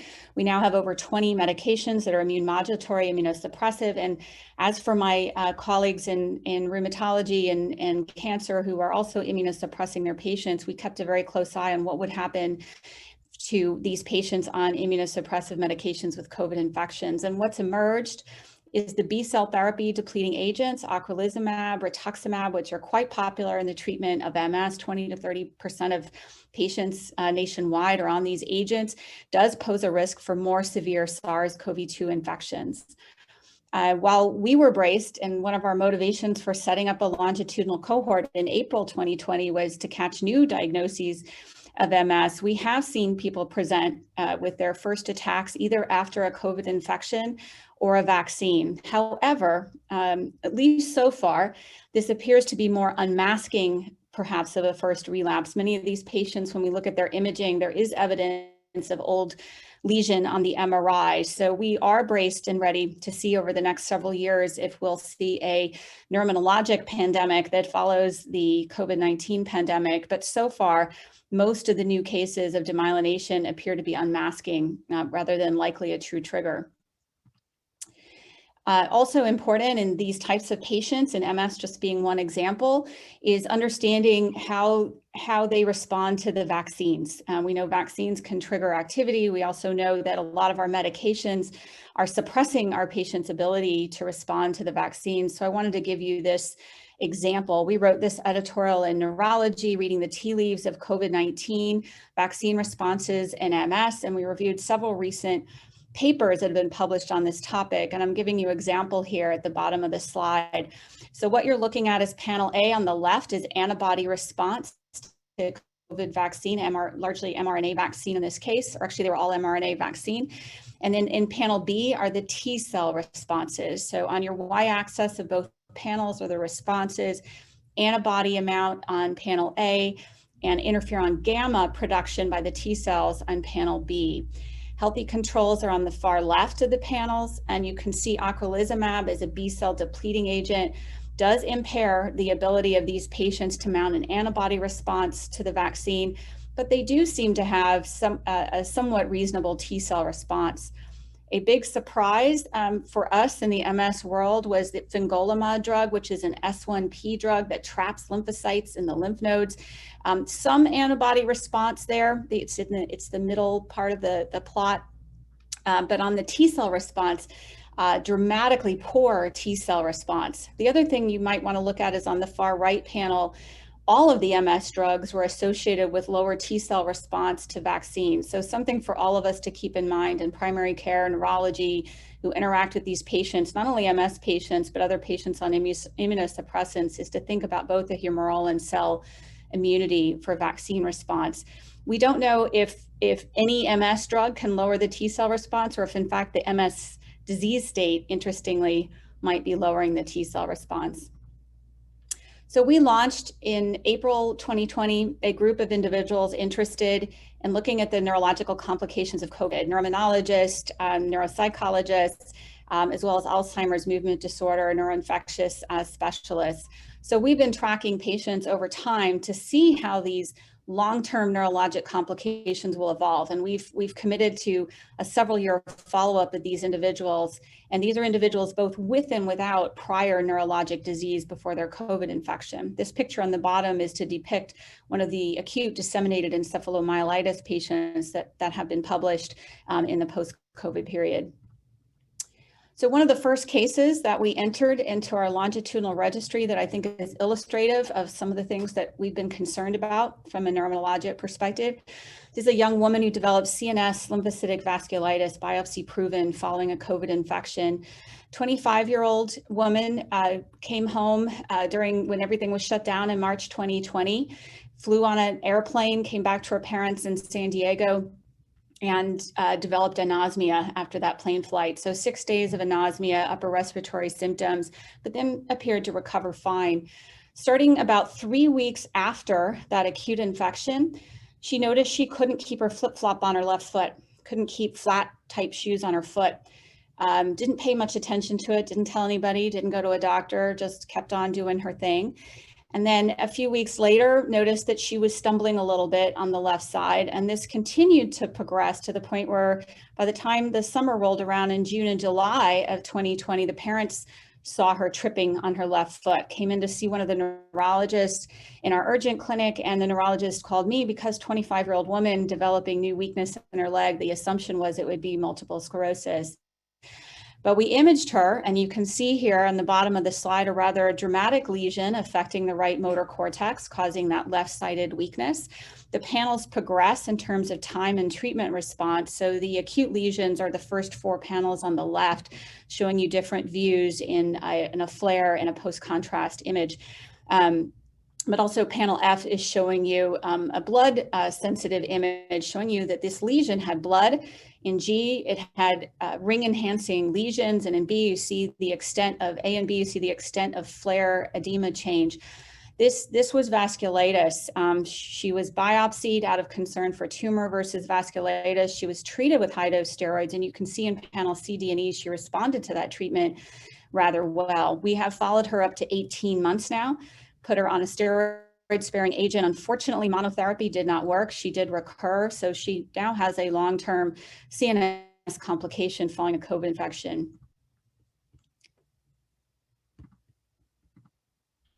So we've collected a lot of data. This is a very short presentation, and I thought I would just hit the highlights of the cohort we've been following, many of them for over a year now with neurologic complicating symptoms from COVID-19. As has been reviewed by my colleagues a couple of times now, early in the neuropask period, the most prominent symptoms, the most frequent symptoms, the most severe symptoms are headache and fatigue.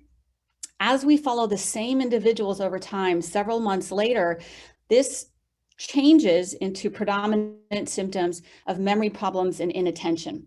So we do see a shift, and I think it depends on when you look at these individuals, which of these symptoms are more prominent. The good news is most patients are improving, but it takes 3 to 6 months before we can document that improvement.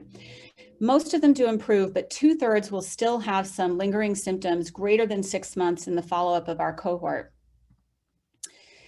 While most of them are getting better, we've discovered a concerning trend that 10 to 15% of the neuropath patients we're following at UCSD have worsened over time in some domain, and concerningly, most of them in a cognitive domain. So we're following these patients very closely, adding additional imaging studies, neuropsychological evaluations. We also have another small subset of a potentially alarming phenotype of tremor, ataxia, and cognitive changes. We are for now calling this PASC-TAC and trying to study it further and reach out to colleagues across the country to see if they're observing the same thing. So this emerged in about 7% of our UCSD cohort. Many of these patients' tremor and ataxia did improve over time, but their cognitive symptoms persisted in impaired employment. So concerns for the future: could SARS-CoV-2 be a causative factor in future neurologic disease? Dr. Ellis referred to some of this work that I've highlighted here, also begun at UCSF, 2 papers out of that group. This is Song et al.'s paper from Cell Reports, looking at the generation of antineuronal antibodies and unique CSF immune response signatures in patients who suffered from COVID. So I have it depicted pictorially on the left and in text on the right. This is their graphical abstract from this article in 2021. They compare controls to those with COVID-19 who had neurologic symptoms, and then also compared CSF and blood responses. So what they found is that there are divergent immune responses in the CNS and CSF versus the periphery. And they identified compartment-specific transcriptional signatures in T cells, differences in CSF cytokine profiles that diverge between controls, patients, and from CSF and plasma. They also found, as Dr. Ellis referred to, CSF antibodies that are antiviral against SARS-CoV-2 and a different panel of antibodies even that was seen in the serum.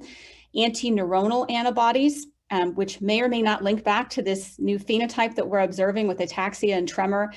We don't know much about these antibodies and their targets yet. They are unknown antibodies at this time. And also different unique B cell receptor sequences compared to serum antibodies. So what will be the long-term consequence of this CNS compartmentalized inflammation? Many of us in neuroimmunology, as well as in neurodegenerative diseases, identify this as a potential risk factor for eventually developing a chronic neurologic disease. While we've seen no short-term large spike in MS cases, we know now and have identified in the multiple sclerosis world that there's a multiple sclerosis prodrome that's known to exist for 5 to 10 years before the first recognized attack of MS. And the symptoms are very similar to neuropath. So while we're very grateful we haven't seen a huge number of acute demyelination events, we are still concerned about what will happen over follow-up over the next several years. Short term, we have seen cases of acute disseminated encephalomyelitis, which is a monophasic fulminant form of demyelinating disease known to happen after exposure to viruses. The CNS vasculitis case I shared, and there have been many others reported from different centers across the country, as well as cases of autoimmune encephalitis, which I don't have time to review today. Markers of neurodegeneration are being seen in animal models and in humans with SARS-CoV-2 exposure, including evidence of synuclein aggregates that may or may not pose a risk for future Parkinson's or other neurodegenerative diseases. Shared genetic risk factors have been identified for Alzheimer's disease and having severe COVID-19, including genes of OAS1 and ApoE4. We also know there are a few papers exploring what's happening with the, as has been described by my colleagues, the endothelial dysfunction And as a correlate, the blood-brain barrier dysfunction that can occur in these infections. And we know blood-brain barrier breakdown could be an early risk factor for both neurologic diseases like MS and neurodegenerative diseases like Alzheimer's. So in summary, as has been reviewed by Dr. Ellis, neuropask is a fairly frequent phenomenon. Dominant early symptoms are headache and fatigue. So within the first few weeks, first few months in this neuropask period, but most prominent later symptoms, the shifts into memory difficulties and inattention. In the peri and post-infectious period, ADEM cases, CNS vasculitis, and autoimmune encephalitis have been reported. Immune responses unique to the CNS triggered by COVID may cause both acute as well as chronic neurologic complications of SARS-CoV-2. And given the developing evidence of overlap in these post-COVID symptoms and pathology and known risk factors, early pathology and prodrome of neuroimmunologic and neurodegenerative disease, there's clear need for longer-term follow-up in these cases for capture of incident disease. So thank you for your attention. This was my family's way of doing dance and gymnastics practice during our long pandemic period. And happy to answer questions in the panel, or you can send me a message later. Thank you.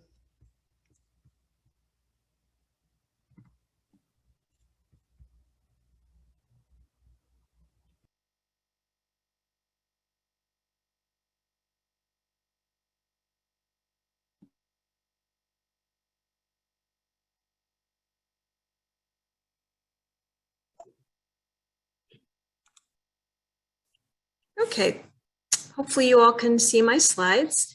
Thank you so much for inviting me. I'm really pleased to be here with my colleagues. I'm Arpi Manassi, and I'm a clinical professor of psychiatry at UC San Diego. I'm a psychologist, and I'm going to talk to you today about the emotional mental health aspects of coping with COVID. And I am also going to talk to you about some interventions as well.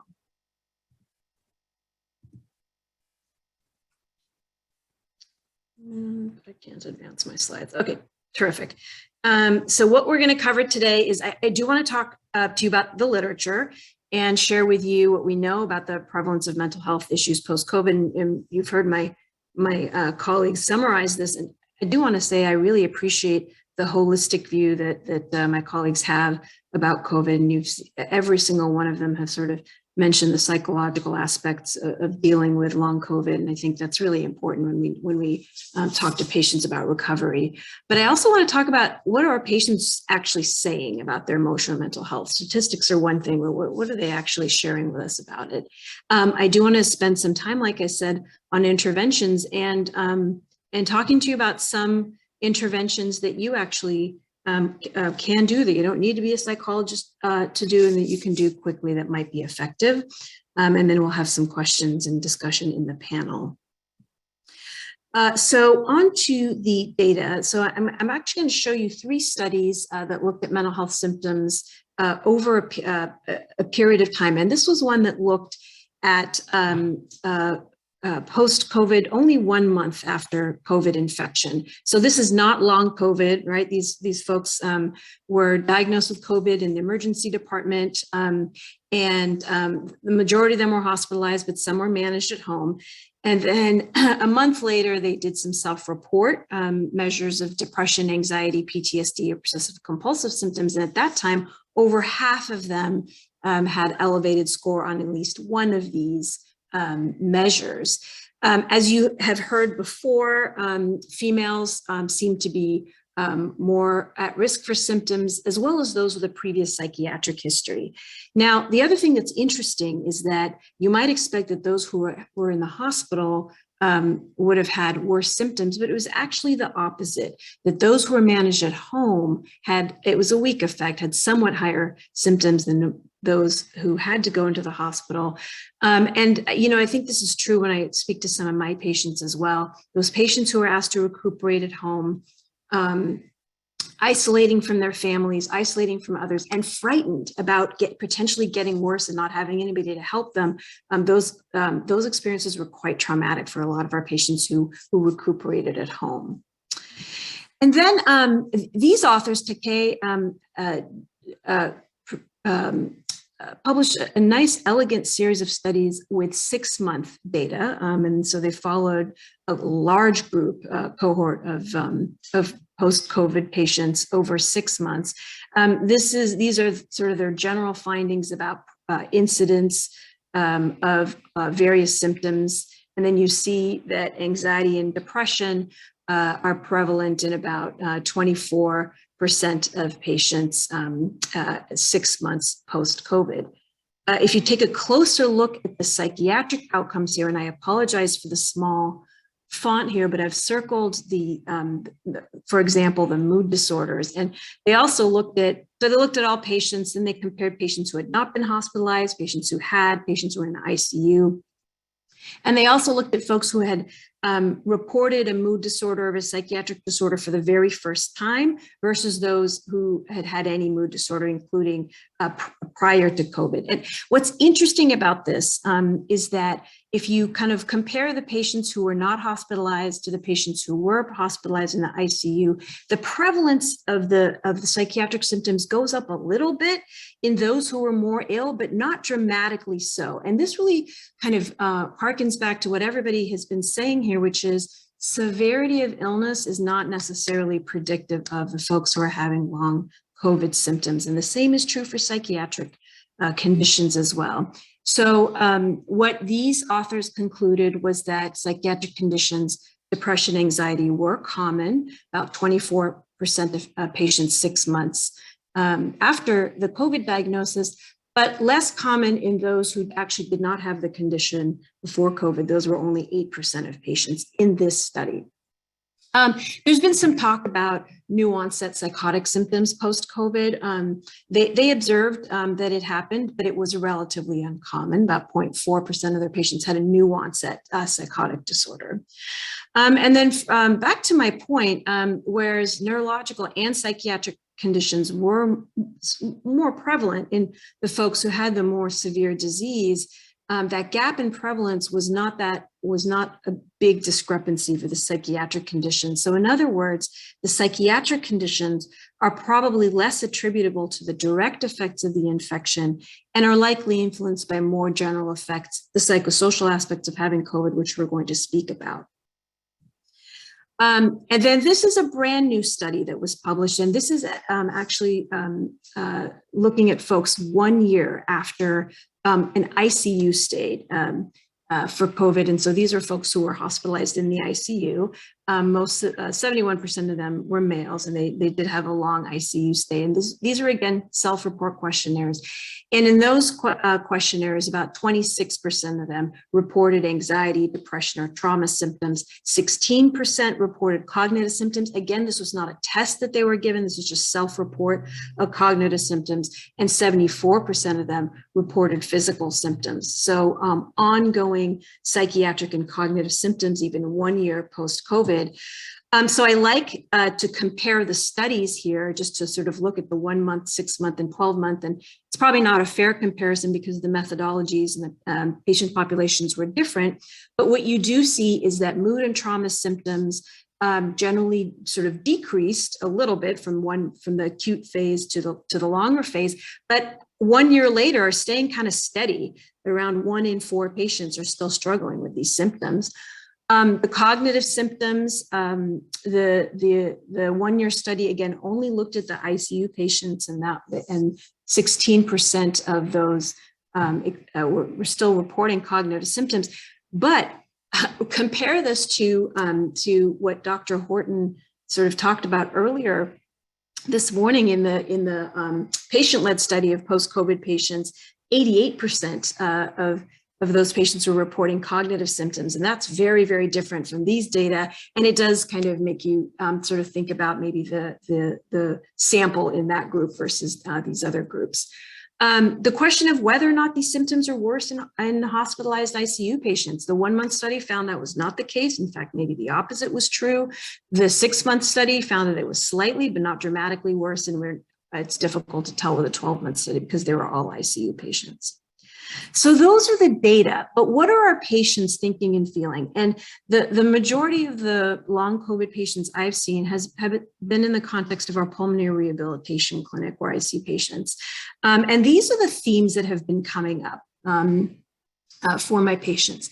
They are traumatized by memories of their illness, even or especially if they weren't hospitalized. Oh, again, going back to the fear of recuperating at home, not knowing if you're getting worse, having symptoms that are debilitating and being isolated and feeling quite traumatized by those memories.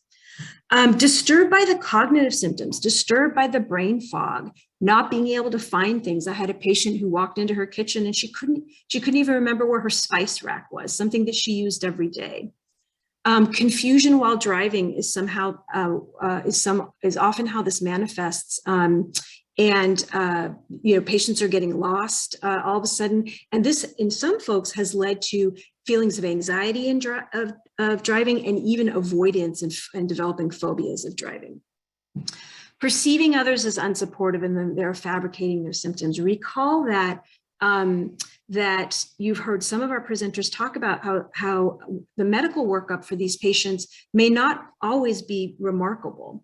And so not only may other people kind of not believe that they have these symptoms, but their physicians sometimes may not really kind of understand or believe them either. Frustrated with their fatigue, particularly if they're active pre-COVID. You heard Dr. Wong talk about an athlete who, and that's a really good example, folks who are really active beforehand and now are having trouble resuming those activities and feeling very frustrated about it.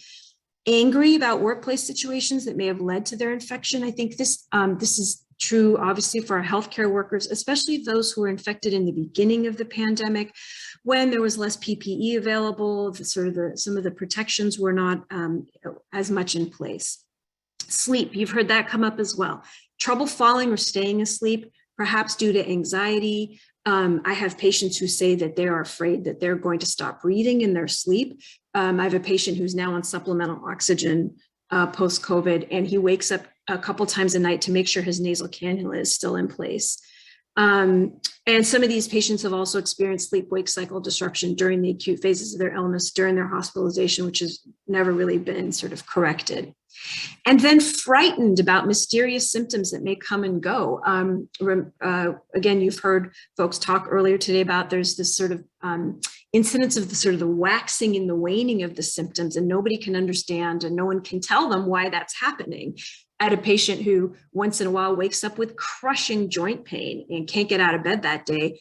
We spent a long time, kind of thinking about, well, like what precedes it? Are you very active the day before, so on and so forth? Can't find any antecedents at all to this mysterious joint pain that arrives once in a while and makes it very difficult for him to participate. So how do we start that conversation about COVID-related distress? And, one way that I like to conceptualize it is with a very broad concept of stress, this feeling of mental tension and anxiety. Some stress is normal, some stress is not a bad thing, but too much stress for too long makes us ill and makes our illnesses worse. And nothing is a better example of that than this pandemic for everybody, but especially those who are experiencing long COVID. So I talk to my patients, and you can have this conversation with them as well. It's like, well, where does stress come from? And stress typically comes from 4 places. There are environmental sources of stress, things that happen out there in the world, so COVID writ large, but other things like politics, news, current events can cause us to be stressed. For folks with pulmonary disease, changes in weather lead to changes in breathing, which can cause stress. And then traffic is one I'd like to bring up because everybody can relate to feeling stressed out in traffic. Really good example of an environmental source of stress. And then there are social sources of stress. Loved ones not understanding a patient's condition. People just feeling like people are disregarding COVID precautions. The opposite, feeling like people are being too restrictive around COVID precautions. And then I have social media in here as well as a big example of the social form of stress. Seeing things posted, seeing things on social media that just, stress people out, make them more anxious, more sad. physiological sources of stress, all of the long COVID symptoms that our patients may be experiencing, the dyspnea, the fatigue, cough, the joint pain, the dysautonomia that we've heard talk about today, the brain fog. But the major source of our stress, and this is kind of sort of how I talk to my patients, is our thoughts, our own kind of internal commentary about all of these things. And that is really the primary source of our stress. So these are some of the thoughts that people may have. I'm never getting better. Others can go out and do things, but I can't. My family thinks I'm an invalid. People don't believe me. My life is different. People are mean and don't care, disregarding COVID precautions. And it is those thoughts in reaction to everything that happens in the world, with our social circles, in our bodies, that make us feel, and our patients and us, scared, angry, lonely, sad, worried, hopeless, and helpless. So I do want to spend a moment talking about the fear dyspnea cycle and how thoughts kind of relate to this. And the fear dyspnea cycle is something that we use to understand the connection between shortness of breath and anxiety in chronic lung disease patients like COPD, but it's relevant to these long COVID patients as well who are experiencing shortness of breath. And naturally, there's a very close relationship between shortness of breath and anxiety.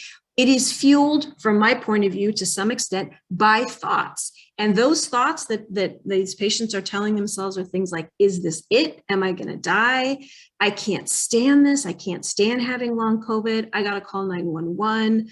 I'm not getting better. I'm getting worse. And I talk to my patients, is it any wonder that these thoughts are driving this cycle, making your anxiety worse and making your shortness of breath worse? And often kind of this ends up in like essentially an acute anxiety or panic attack.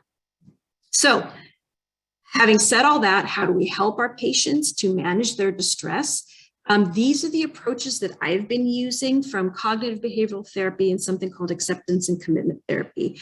And so I'll review each of them with you. They include cognitive restructuring, breathing, retraining and relaxation, engagement in pleasant and physical activities. And that ties in with the sort of reinforcement of your patient's willingness to continue to live a meaningful life with their long COVID symptoms in hand. Getting away from the idea that you must get rid of these symptoms in order to continue to live your life. Okay? And then, of course, sleep hygiene is really important to focus on given the sleep issues. So in terms of cognitive restructuring, we talked, I've shared with you that thoughts can be a major source of our stress.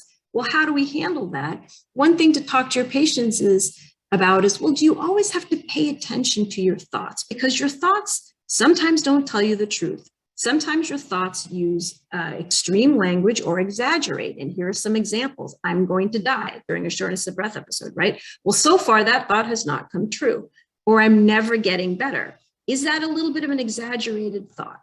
Okay, so really asking your patients to sort of challenge those thoughts. And so one way to manage that is to actually talk to your patients about talking back to their thoughts. And this is the cognitive restructuring piece. So what are the chances that you're going to die today? Again, you haven't died so far. So what are the chances that's going to happen today? For patients who are feeling very bad about themselves and sort of beating up on themselves, what would my best friend say to me in this situation? How about the response to the thought of like, I'm getting worse? Check in with yourself. Look at the evidence. Aren't some of my symptoms better? And then the response to the thought of people are being mean and don't care, recall, are there some people in your life who have actually acted, or even strangers have acted in a kind way? But you don't even have to get your patients to sort of talk back to their thoughts. Can you get them to step back from their thoughts and almost sort of take what we call a cognitive diffusion approach, which is, can you simply watch your thoughts sort of come and go, almost like they're clouds in the sky, instead of believing every thought that comes into your head? This takes a lot of practice, by the way. Dr. Liang coming up is going to talk about mindfulness as an approach here, and this is what this is getting at, is sort of like stepping back from your thoughts and not buying into all of your thoughts. So that's really the cognitive restructuring approach. In terms of breathing retraining, there are a lot of apps, a lot of websites that your patients can very easily access for free. to help them with guided breathing. So definitely encourage them to take advantage of that. But here are two that you can teach them that are pretty easy to learn and implement. Pursed-lip breathing, again, we use a lot for folks with chronic lung disease. I find that it helps for anybody with anxiety, the breathing in, and then when you breathe out, you breathe out through pursed lips longer than your inhalation. Not only does this sort of empty stale air from your lungs and make it easier to breathe in, but that long, slow exhalation actually kind of turns on the body's relaxation response system, the parasympathetic nervous system, and helps with the relaxation response. Similar concept with something called 4-7-8 breathing, where you inhale for a time, hold it for a time, and exhale for 8. Now, 4-7-8 might be those numbers might be too big for some of your patients. So you can modify it 2-3-5, whatever it might be. The point again is to really slow down that exhalation and get the parasympathetic nervous system online. Okay, then this idea of sort of acceptance. We talk a lot to our patients about the concept of acceptance as a way to cope with challenges in their lives. But the word acceptance is very difficult and very loaded. So this idea of I have to accept what's going on. Nobody knows when it's going to get better. Nobody knows if it's going to get worse. I just got to accept that it's happening. But then patients get very caught up, folks get very caught up in this, well, I don't want why should I accept them? I don't want them. I never wanted this, okay? And then, we sort of get into these battles with ourselves around other things that happen to our lives as well. So instead of focusing on wanting, what I encourage my patients to do is focus on this aspect of willingness. So even though I didn't want my COVID, am I willing to do what it takes to live a meaningful life? Okay, so for example, we're telling our patients to be more physically active. We've heard a lot about exercise today. Do I want to be active today? Do I want to do an exercise today? Maybe you don't want to. Forget about what you want. What are you willing to do in the service of what's important to you, in the service of your health and well-being? Okay, so getting away from that want. You don't have to want to exercise. You don't have to want to walk outside today to get some vitamin D. What are you willing to do? Speaking of physical activity, again, we've heard a lot about that today. It's not only important for their lung condition, but it certainly reduces stress hormones, great treatment for depression and anxiety. Again, as we heard from Dr. Frainer and Dr. Lee as well, sometimes, we have to rely on our patients' cardiologist recommendations for what sorts of exercises should be safe. Is it supine? Is it water therapy? At the very least, are your patients sitting down a lot? And if that's the case, can you actually have them use technology, reminders on their phone? There are smart phone apps that'll help you do this as well, to reminders to actually stand up and be active. Can you take a walk, even a short one? Again, if that's recommended by your cardiologist. And then Dr. Lee alluded to vitamin D. If they can't be all that active, can they at least get outside?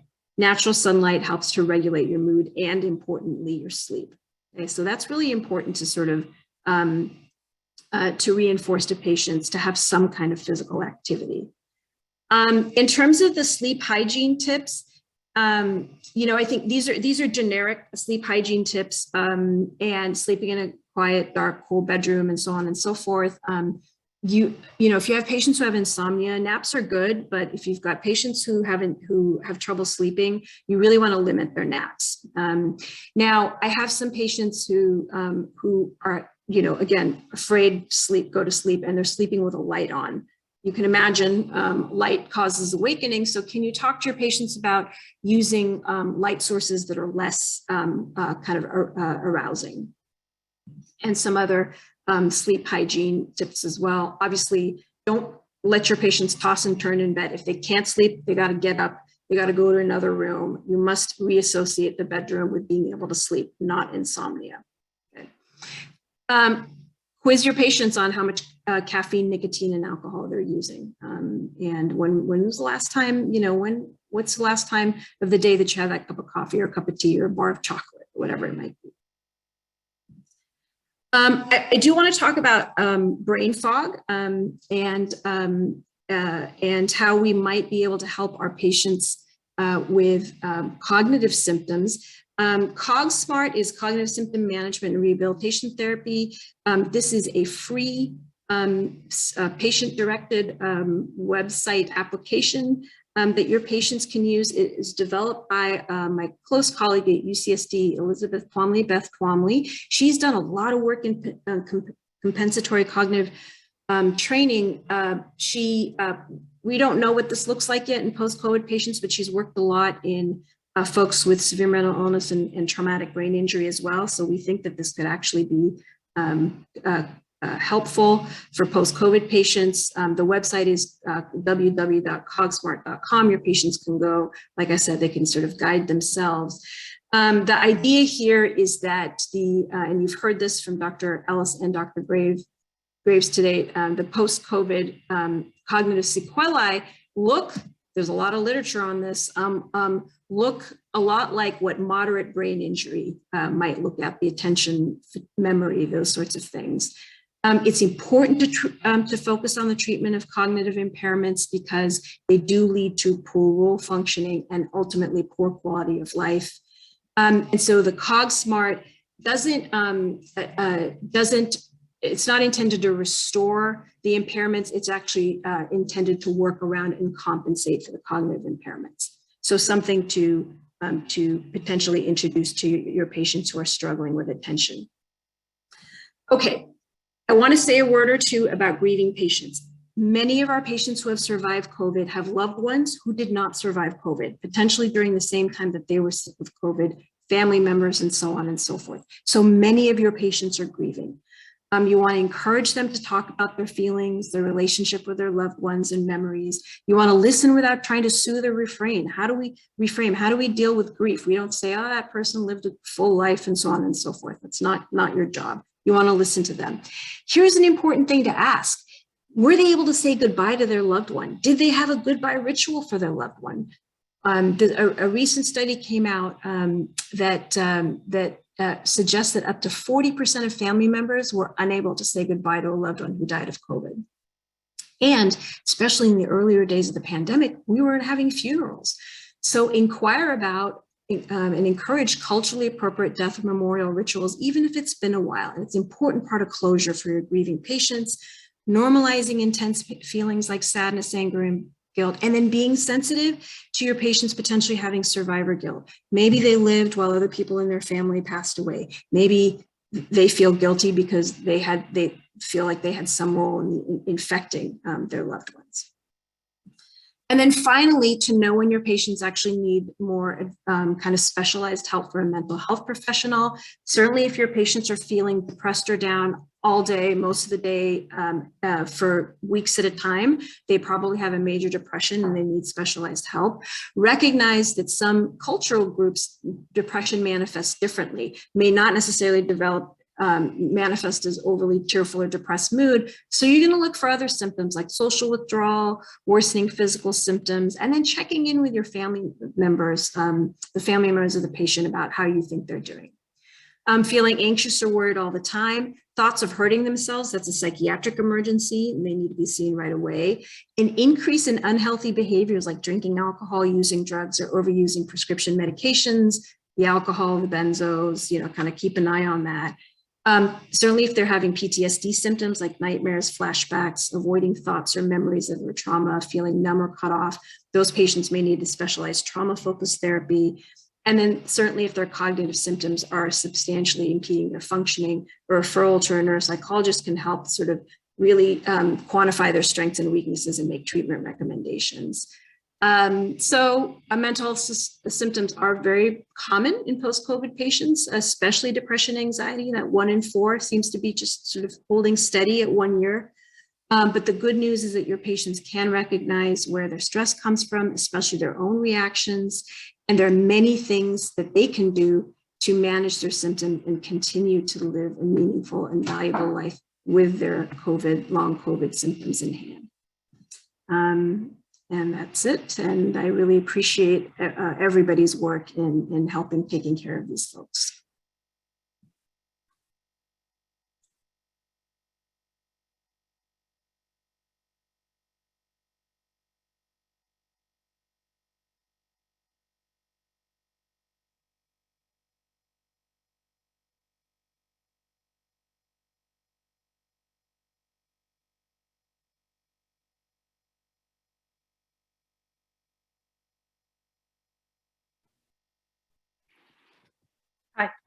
everyone. Thank you so much for the talk so far and also the invitation to speak with all of you. I am a pulmonologist at Scripps by training and was at UCSD for many years before I was recruited to Scripps, and am a current fellow at the University of Arizona Center for Integrative Medicine. And I'm really happy to be able to share some insights and tips with all of you today on using integrative therapies as a modality to help empower our patients who do have long COVID. So my only disclosure is that I own a mindfulness company. I'm a mindfulness teacher as well, but it's not really pertinent for today's talk. We'll first go into the definitions of lifestyle and integrative medicine, and then I'm going to do a little bit of a spotlight on rehabilitation, because I think that that is the penultimate integrative modality that we have to offer our patients. We'll highlight the importance of the pillars of health and how that can be rapidly accessed to help empower our patients to really start feeling better from a mind, body, and soul perspective. And then I'll talk specifically about some specific nutritional approaches, and then delve a bit into mind-body modalities, as well as a brief word on supplements. So the definitions of complementary and integrative are really going to be used interchangeably here. And we're referring to non-mainstream approaches that are used in an evidence-based way with conventional medicine approaches. Alternative medicine or alternative therapies is not what we're going to be talking about today. And that refers to using non-mainstream approaches in place of conventional medicine. Lifestyle medicine, as per the name, refers to lifestyle approaches that our patients can right away take part in to help optimize their wellness, inclusive of eating a more plant-forward, whole food diet, increasing their physical activity levels, having healthy sleep, as was already mentioned, protecting time for stress management techniques that resonate with them, as well as avoiding risky substances like nicotine, alcohol, and illicit drugs, for instance, and then help to foster a social connection prioritization. And when we speak about integrative health, it's really the conjunction, the intersection of all of these different modalities of healing, where conventional medicine includes integrative and lifestyle medicine, along with the patient's capacity for self-care and what they already do, as well as non-pharmacological approaches that we can help our patients with. All of that, and at the center of it, is this nice intersection in this triangle. Throughout, though, is that we have to keep in mind the cultural context of health of our patients' value systems and their spiritual belief systems as well, in terms of their health and healing constructs that they believe in and abide by. So a word about rehabilitation: it is a standard of care approach for patients who have chronic lung disease and should be considered for everyone who has especially pulmonary sequelae of long COVID. It's multimodality. There is group support, there's education, there's supervised exercise. And so all of these things help to create a lot of the support systems needed in order to start feeling better. So a multi-pronged approach is available in pulmonary rehabilitation programs. A word about lifestyle medicine and touching upon the 5 pillars of health. So just a reminder that the 5 pillars of health include healthy diet, exercise, sleep, so good quality sleep, usually 7 to 9 hours of consolidated sleep a night, social connection, much easier to do now with a decrease in Omicron rates, and then prioritizing time for stress reducing activities that resonates with the patient. So all of these things can be touched upon during a clinic visit, and perhaps you pick one to focus on. So rather than focusing on SOAP notes, we can focus on asking patients with regards to hope notes. And so the hope note framework is learning more about our patients' psychosocial realms of healing. And so asking about what their home life is like, what their stressors are at work, do they even have access to nature, what their days look like in terms of what their lifestyles include from a diet and physical activity perspective, and what kind of social support systems they have at home. And then also importantly, asking if they have a spiritual belief system that they participate in, and asking them what makes them joyful and what is important for them in terms of their priorities and their values. So all important considerations when thinking about healing from a mind, body, spirit perspective. This is a diagram that was included in an article that I co-authored for the Blue Journal for the American Thoracic Society.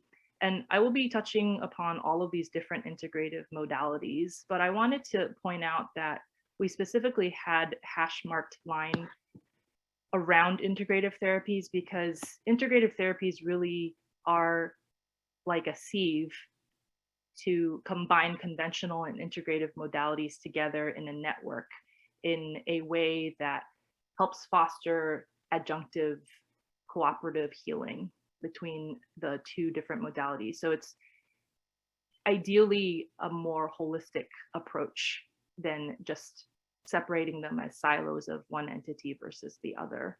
And I think COVID-19 is a perfect example of utilizing both modalities for true healing.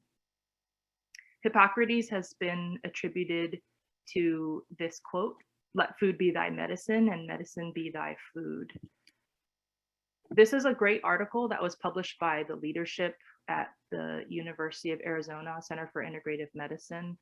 The fellowship directors like Lise Alschuler and Marianne Chiasson, as well as Victoria Mazes and Dr. Andrew Weil himself, put together this article for mild, moderate COVID-19 convalescents. So this was more in context of acute illness, but I'll draw upon it to bring about aspects that will be helpful as well for long COVID. So speaking about dietary interventions, the anti-inflammatory diet we know helps to decrease inflammatory pathways at the inflammasome level. It's antioxidant and it can improve mood and cognition as well that many of our patients with long COVID experience. And of course, it also helps to improve pulmonary function because overall it's anti-inflammatory. Increasing dietary protein with good quality sources of protein can help to increase natural killer cell activity, increases immunoglobulin production, and then increasing fruit and vegetable intake. So the recommendation is to have patients consume 5 to 9 servings of vegetables and fruits in a rainbow variety of colors most days of the week. And as a reminder, 1 serving of fruit is about the size of a fist. This is helpful for repletion of a lot of the micronutrients that result from acute illness. And it also helps with improving immune system responses as well. So one such diet that is already quite anti-inflammatory is the Mediterranean diet, popular for cardiovascular disease, for instance. It is largely plant-based whole food with good complex carbohydrates and a focus on good quality white meats like the incorporation of seafood and chicken. The anti-inflammatory diet that Dr. Weil proposes is the Mediterranean diet, but with additions of anti-inflammatory components from Asian diets, such as that of whole food soy products, as well as cooked Asian mushrooms. And then the inclusion of teas as well, and different healthy herbs and spices. So the addition of common herbs like garlic, black pepper, and ginger can be quite helpful. We know that garlic actually boosts T cell activation, and there are anti-inflammatory properties for garlic with decreasing IL-6, TNF-alpha production, as well as C-reactive protein. Black pepper has also antiviral and antibacterial properties, and ginger has multimodality benefits with being antimicrobial and is an antioxidant. I put turmeric on here because there's a little bit of conflicting data. I think it's a promising potential supplement in the future, and certainly if turmeric in the form of curries is added into a patient's diet, that can probably only help. It is a potent anti-inflammatory and antioxidant, but I can't quite recommend it as a high dose supplement for long haul COVID patients to be taking quite just yet. But I think that it is potentially promising. The other aspect about turmeric is that it should be taken with black pepper or cooked with black pepper to increase the absorption of the curcuminoid active ingredient component. So lots already been shared about some of these modalities, but mind-body approaches is also one way that patients can be empowered to take the reins on their healing process. So which of these modalities resonates for our patients? A lot of this is extrapolated from chronic lung disease data. So we know that yoga, Tai Chi, Qigong, all of these meditative movement approaches helps with quality of life and improvement in pulmonary function for patients with asthma and COPD. I added mindful walking on there because getting out in nature and being outside is also really therapeutic for a lot of different reasons.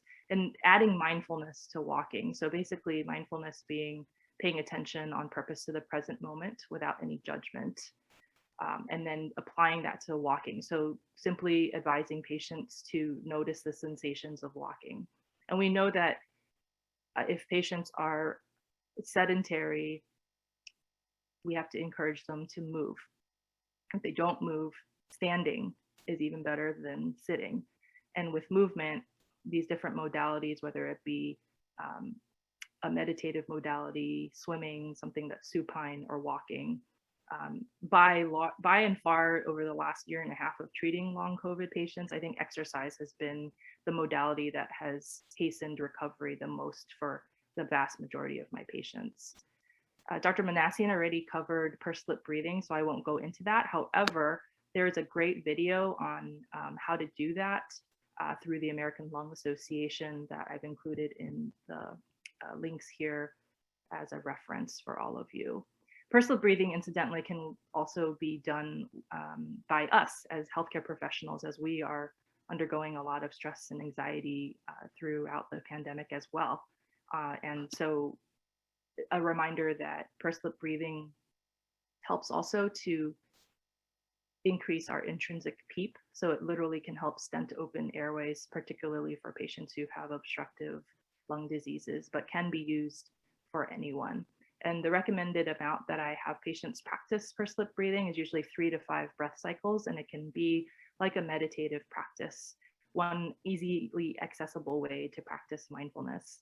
A lot of resources at UC San Diego for mindfulness at the Center for Mindfulness. They teach mindfulness-based stress reduction courses, which is an 8-week-long program that has basically the largest amount of literature in the settings of helping with chronic diseases. For mindfulness, it's been shown to be helpful for patients with asthma and COPD, as well as lung cancer patients. It decreases anxiety, depression. It was originally developed by John Kabat-Zinn in 1979 for chronic pain patients. So it has a lot of utility for patients with these multimodal symptoms that is common in long COVID. A word about acupuncture and acupressure. We know in asthma, COPD literature, there's temporary benefits on lung function, but it's also really helpful for pain, as well as stress levels. So something to think about as well. But caution for acupuncture, if there's needling of the chest, case reports have been published about pneumothoraces happening, but that's very, very rare. So a little bit more about these mind-body approaches. Qigong is a modality out of China that's meditative, and slow moving. And we know that it helps to improve ventilatory efficiency. It helps with the quality of life and physical functioning of many of these patients who are debilitated. Breathing exercises, this mention of reducing risk of pulmonary fibrosis is very largely from animal data. We also know that it improves dyspnea. And then aerobic exercise. So I talked about walking, swimming has already been mentioned. A lot of patients also might have some hip or knee pain, and their walking ability is more limited by arthritis, for instance. So one kind of out of the box, creative but simple way to have patients aerobically exercise is to have them buy a cheap cycle ergometer. So one of those under the desk peddlers that you can get on Amazon, for instance. Doesn't have to be fancy. And instead of using it under the desk or using the legs, you can have the patients put it on their desk and they can be sitting while doing this.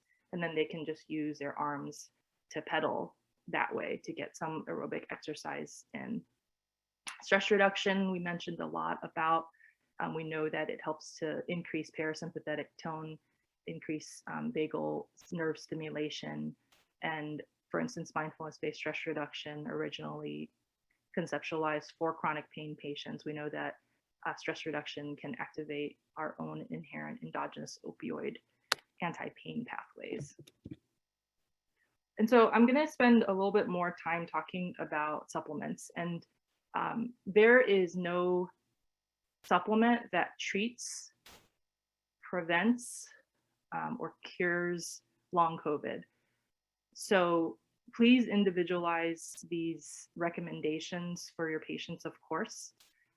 And I'm kind of sharing best available literature and also my own kind of clinical experience, as well as the expert opinions of the leaders in integrative medicine. So from that article, once again, out of University of Arizona, these supplements were recommended for acute treatment for mild to moderate COVID-19 infection. Vitamin D has already been talked about. Interestingly, patients who were already replete of vitamin D had better morbidity and mortality from COVID. So there's an interesting link there. We also know that vitamin D is very helpful for supporting the immune system. Glutathione is an antioxidant, and I usually prescribe it in the way of N-acetylcysteine that I'll talk a little bit more about. But it also helps with supporting the immune system through increasing natural killer cell cytotoxicity efforts. Melatonin can be really helpful for patients who have the sleep disturbance that can come from long COVID. We know that also melatonin is anti-inflammatory. It can help also decrease pathways of inflammation through the IL-1 beta pathways, and it also acts as an antioxidant. Cordyceps is a Chinese traditional mushroom. It is a semi-invasive species of mushroom that usually infects caterpillars, and it is also really helpful for the immune system, and it has been shown to reduce airway inflammation. Astragalus is an herb that's also used in Chinese traditional medicine, specifically reducing inflammation along the pathways of IL-1 beta, as well as IL-6, TNF-alpha, IL-8, and 32. And then aged garlic extract, I had mentioned just regular garlic, but the aged garlic extract is also helpful in those same pathways as astragalus as well.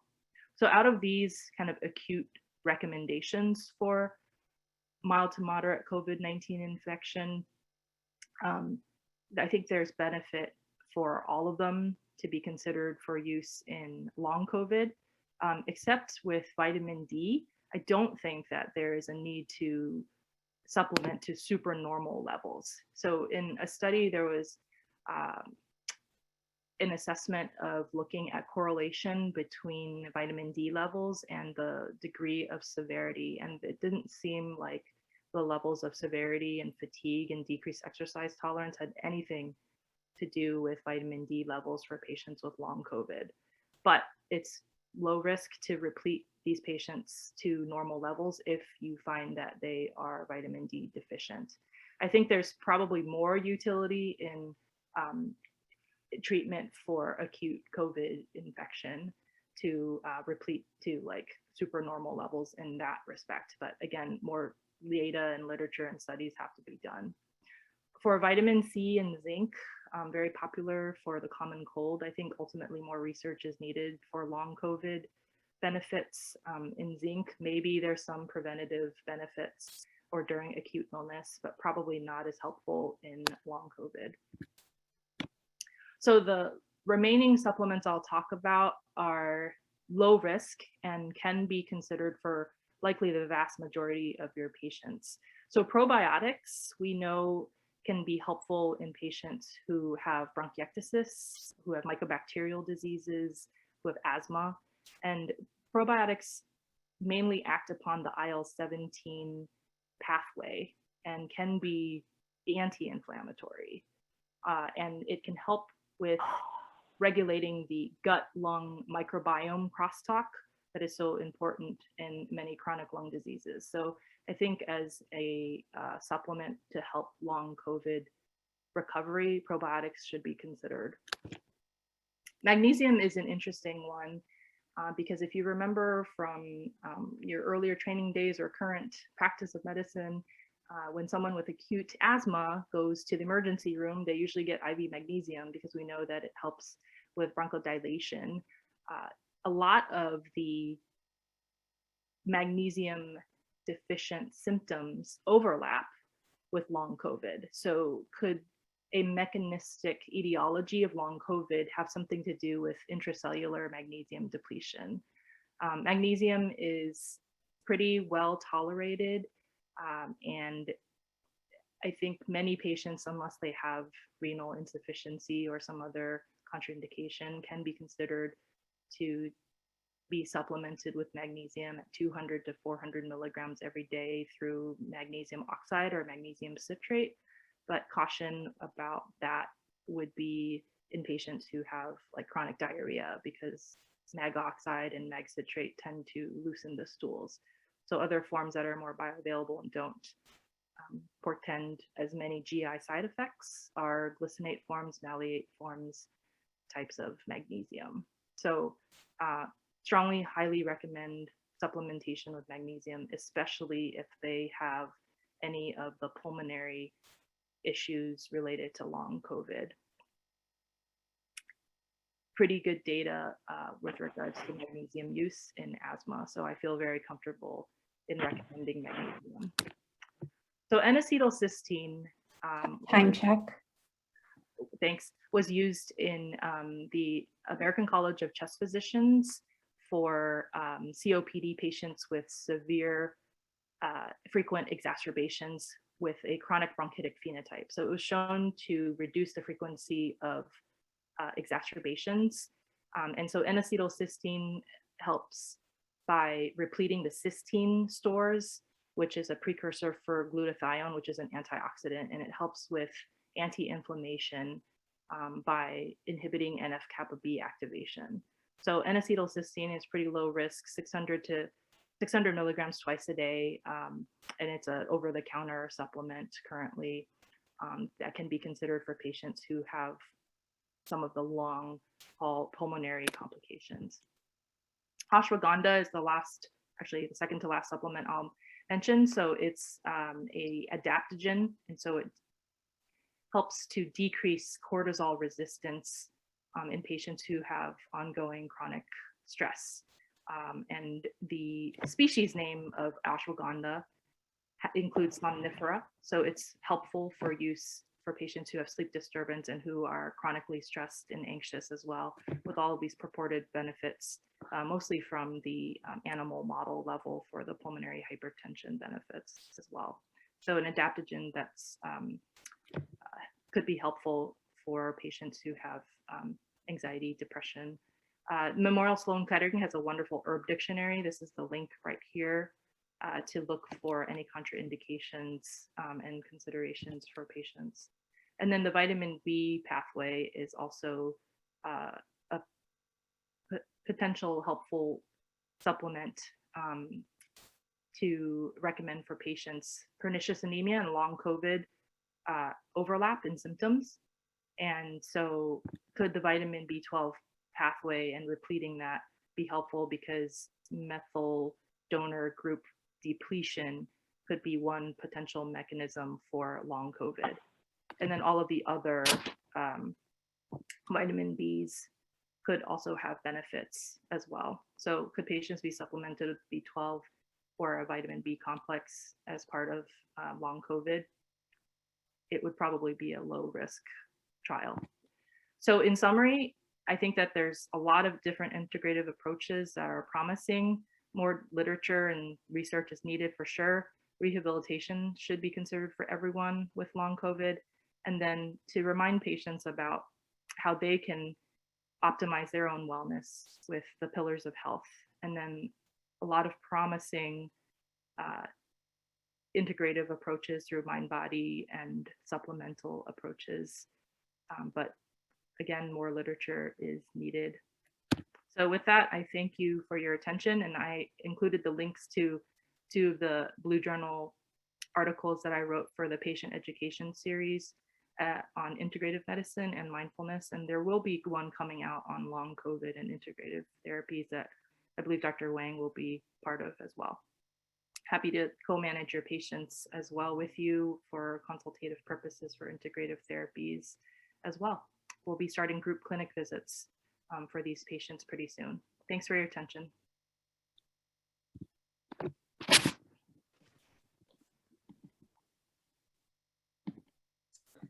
Thank you all for really amazing talks and sharing all your expertise with us.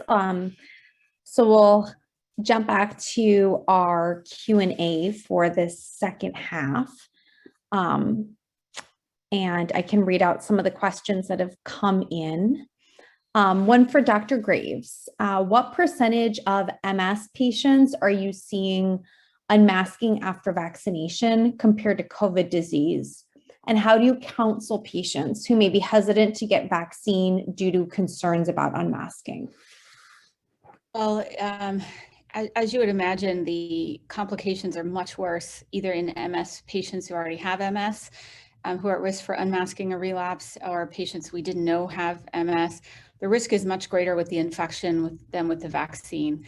And so that's an easy counseling to have. The exact numbers of that is challenging to say. I mean, I would say that based on some of the observational studies, we're talking about, less than 2% of MS is presenting because they're getting a COVID vaccine, but the numbers are hard to calculate because we don't track those types of numbers in the United States. Maybe some of the European countries with nationalized health systems will be able to give us better numbers when they're able to track that data. So the frequency of the vaccine causing a problem is quite low, but there are a number of case series that are coming out and getting press attention. So I like to try to address that for people who have concerns or have concerns about the vaccine, that most of those patients and most of those case series that have been published with the vaccine causing MS, if you look at their MRIs, in fact, I'm at an MS conference now with somebody with a similar poster, and I looked at their imaging up on the poster, and there were T1 black holes that did not just get there. There is evidence of long-term atrophy. There's evidence that the MS has been there for a long time, long before they got the vaccine. And we've known for a long time that any type of ramping up of the immune system might bring a clinical attack to attention. So I think the chance of the vaccine actually causing a significant problem beyond just ramping up the immune system and making the disease evident is pretty low. But we're seeing many more complications with the infection itself than we are with the vaccine. So get vaccinated. Get vaccinated, yes. We Excellent. Get all of our patients, but as somebody put in the chat, some of our patients on some of these meds are having breakthrough infections after full vaccination and booster, and we are actually starting to answer one question, an Evishield program for our B-cell depleted patients and at UCSD. Great, thank you. Dr. Lang, what is a good resource for primary care physicians for supplement dosing, precautions, and drug interactions? Besides your wonderful slides, is there a good source? Yeah, so the Memorial Sloan Kettering kind of herb dictionary, and I can put it in the Q&A chat box, is a good source to look at that. And then dosing is a little tricky because it depends on the source. And so UCSD has a wonderful Center for Integrative Medicine. I would highly recommend also working with them to tailor the dosing and which brand to recommend, for instance, to your specific patient. But I can put that link in the chat box for everyone. Wonderful, thank you. And then another follow-up question about neuro-COVID is to what extent do you think that neuro-COVID and other past syndromes is unmasking predisposition to conditions like AD and MS? Also, thank you for addressing the role of other coronaviruses in MS. Do you think there are lessons here about the role of coronaviruses in other diseases? I don't know if Ron wants to weigh on this also, but I'll start off saying, you know, again, getting back to this question of unmasking, I think there are some parallels with what I said about MS and being unmasked and Alzheimer's disease. So if somebody has an early stage of Alzheimer's disease, mild cognitive impairment, then gets COVID with exacerbated memory symptoms and cognitive symptoms, I do think there's some unmasking. That unmasking, to my knowledge, is less clear in Alzheimer's as it is in some of the attacks of MS that we're seeing. But again, I think it is very possible any infection can unmask one of these diseases. And then I think what we're really trying to figure out, looking carefully at time course, biomarkers, immunologic markers, is if in addition to unmasking, there is going to be some causation. So to answer the second part, that prior history of coronaviruses in the brain was why I was kind of panicked when this outbreak started. And I do think that old it's good to go back to the old literature every once in a while. It kind of lost favor to chase coronavirus as a causative agent in MS. And every once in a while, it's good to go back and read old papers. I think what's happening now is going to definitely foster the research and understanding of viral triggers in some of these diseases and try to elucidate what's happening in a post-viral period to trigger these diseases. I think it's going to boost not only understanding of how other coronavirus strains might have caused these phenomenon, but all viruses, and bring some attention to that. Ron, do you want to add to that answer? Well, I think you covered most of it. I just re-emphasized that the premorbid conditions, both autoimmune conditions and insomnia, anxiety, depression, other autoimmune conditions all increase the risk of neuro-COVID. Okay. And then a question for all of our neuropsych presenters. Has anyone had to deal with suspending license due to memory loss, confusion while driving, or motor symptoms like ataxia? I have not. Jen, you? I have not had to suspend a license. I did have one very severe case, which I wish I had brought a video of with to show you. I had one very severe of this past TAC phenomenon with very severe ataxia, could not walk, could not work, was shaking so much, could not feed himself. He did not drive, but he also couldn't go anywhere, and he had to stop his job. So just for pure cognitive reasons, I have not had to withdraw a license. But for this severe ataxia tremor syndrome, we've had a couple patients that were quite dramatic. Thankfully, that one gentleman, for anyone who's familiar with cognitive screening tests, his MoCA was 8 when he first presented. So, worse than most Alzheimer's patients, very severe, could not function, couldn't even get through the neuropsych testing. And then in 3 to 6 months, he is still ataxic in his gait, but he's back at work. So the good news is there was some recovery in that extreme case, but he couldn't drive, but he couldn't feed himself. Wow. One thing I will note is we have seen patients with long COVID who, due to their brain fog and cognitive dysfunctions, have been placed on leave from work. We've taken care of quite a few healthcare workers who, were put on kind of a temporary suspension by either the medical board or by the nursing unions. So I think we see, the impact kind of in those domains as well. There was a question that was answered by a few folks in the Q&A, but I want to bring it up because I think it's really a great question, and it's about the female predominance in long COVID. And so, I kind of open it up for discussion if anyone wants to follow up on the comments that they already typed in the chat. Yeah, women are at high risk for most autoimmune conditions. So I think this goes along with it, suggestive to me, along with the other data, that autoimmunity at least explains some of these cases. And as far as the psychiatric, at least the depression and anxiety are concerned, that's in more prevalent in women in general. And so remembering that a lot of the data in psychiatric symptoms in long COVID patients includes folks who had a prior mood disorder or psychiatric disorder. So some of those may be folks who kind of already came in with a history of a mood disorder. So that may also, to some extent, explain the bump for the women.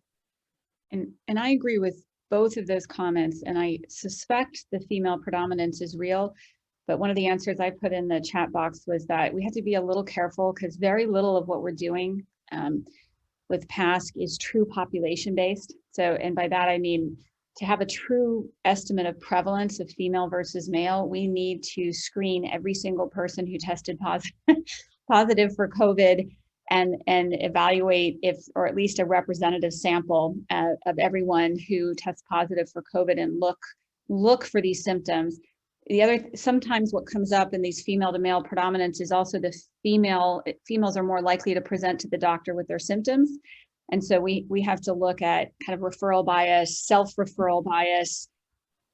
And so I suspect it's real, but we have to keep that in mind until we get true population-based estimates of these demographic features, because women do tend to come to the doctor with these symptoms more than men, at least according to other studies. But I agree with Ron that two things about the demographics. The other is that all the young people are coming in. So while we're seeing more acute neurologic complications in older patients who have more comorbidities, the long haul COVID, the PASC, is more prevalent, as Ron and others showed, in the younger individuals, and they have more robust immune systems. They don't have immune senescence, so they can fight the infection because they haven't gone through immune senescence, but they then can have more, like the young and the female may be more likely to have a hyperactivated immune response to the virus. So I suspect it's a true effect, but we just have to keep that possible referral bias in mind. Absolutely. I just wanted to add about the gender differences. We know in COPD literature that women with COPD tend to have more airways reactivity along with their COPD as well. And so Dr. Wang also put in the answered Q&A chat box about gender differences in asthma. And so I do think that it's probably partially a hormonal approach and influence on chronic lung diseases in general. So you just made me think of something when you said hormonal. We should reanalyze the data stratifying by menopausal status, right? We could partially address that. I'll go back and see if the gender effects go away. Fascinating.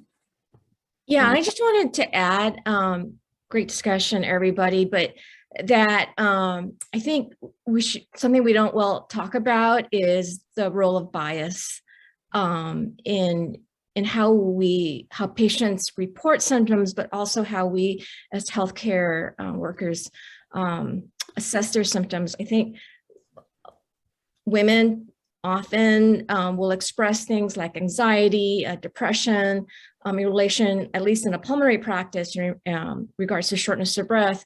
And sometimes that ends up being dismissed because women are often perceived as being complaining or whining, right? Where a man is brave or facing similar issues. And so that's just something I think we should just all be aware of. Really good point. Yeah. Well, great discussion.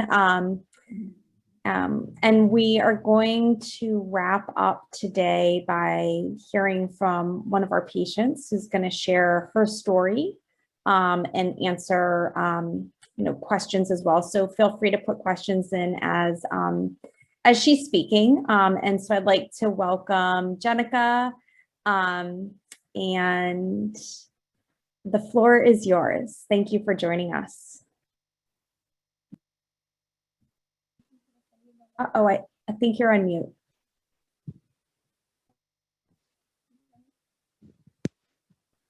Can't hear you. Nope.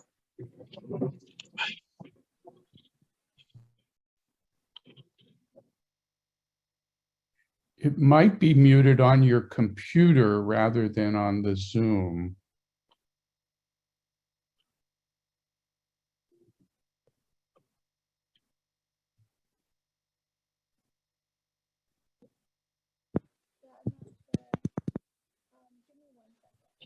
I think she's going to have to call in on a separate line.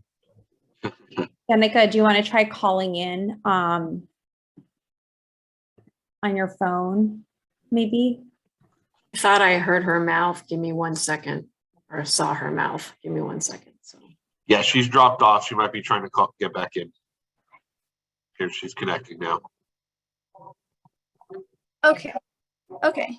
Can you hear me? Yes. Yes. Okay. Yay. Awesome. Thank you. Thank you, Dr. Horton. Thank you to all the doctors here today. Thank you, San Diego Medical Society, for having me speak. I'm Jenica. I am a COVID-19 survivor, and I now have a PASC as a result of it.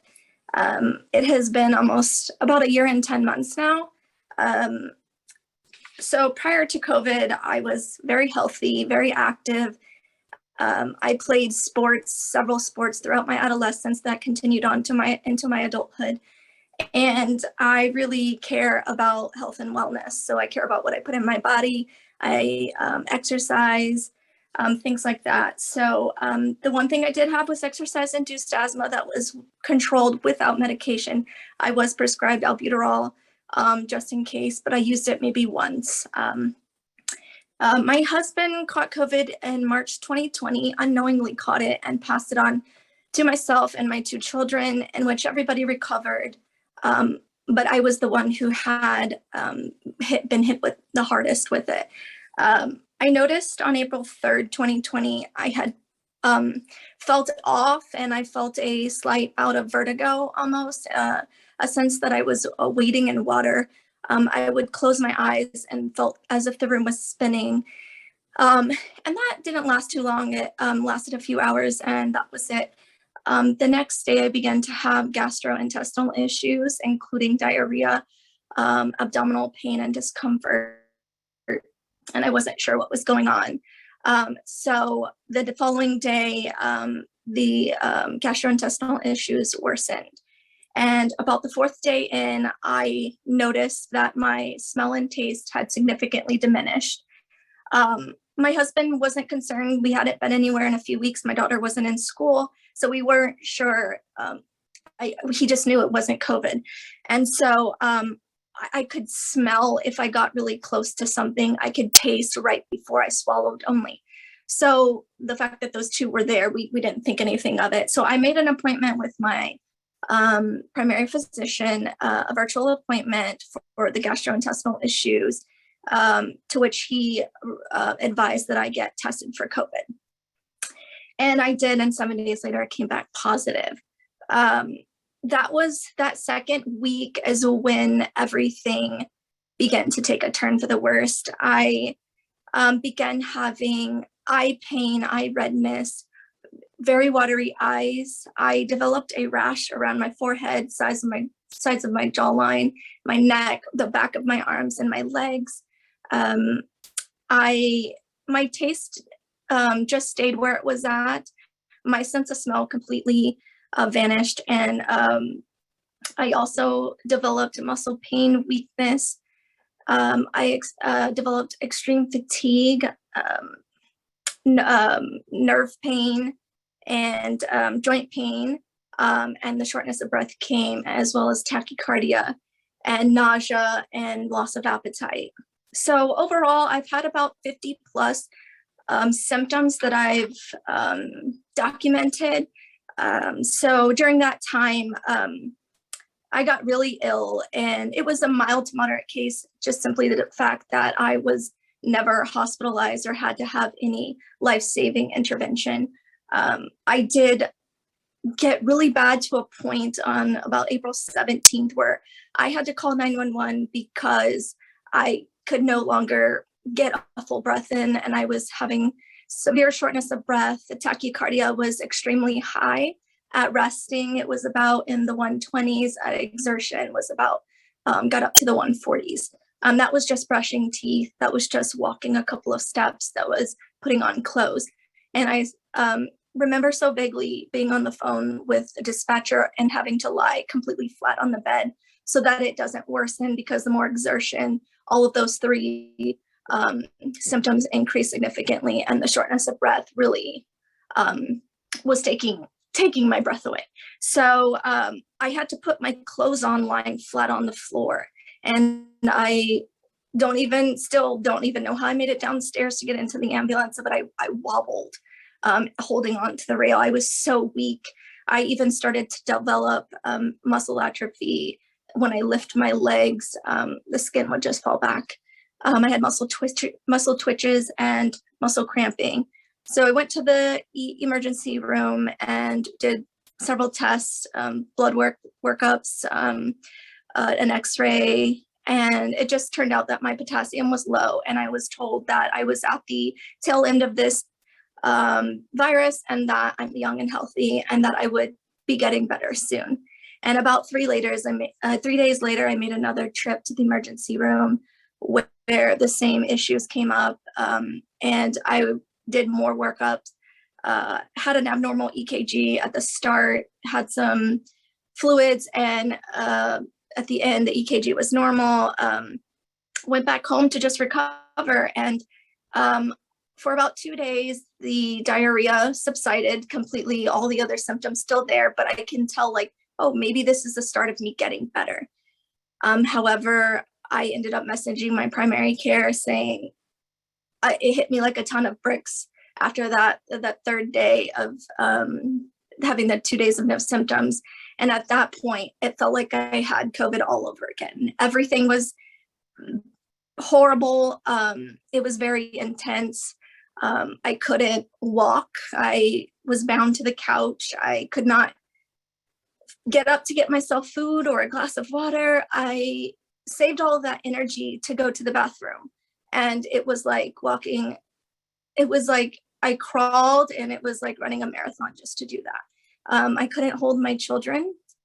I have these images of watching them at a sideways point of view, because that's the position I was in most of the time for almost 8 months. And I couldn't take care of myself for almost an entire year.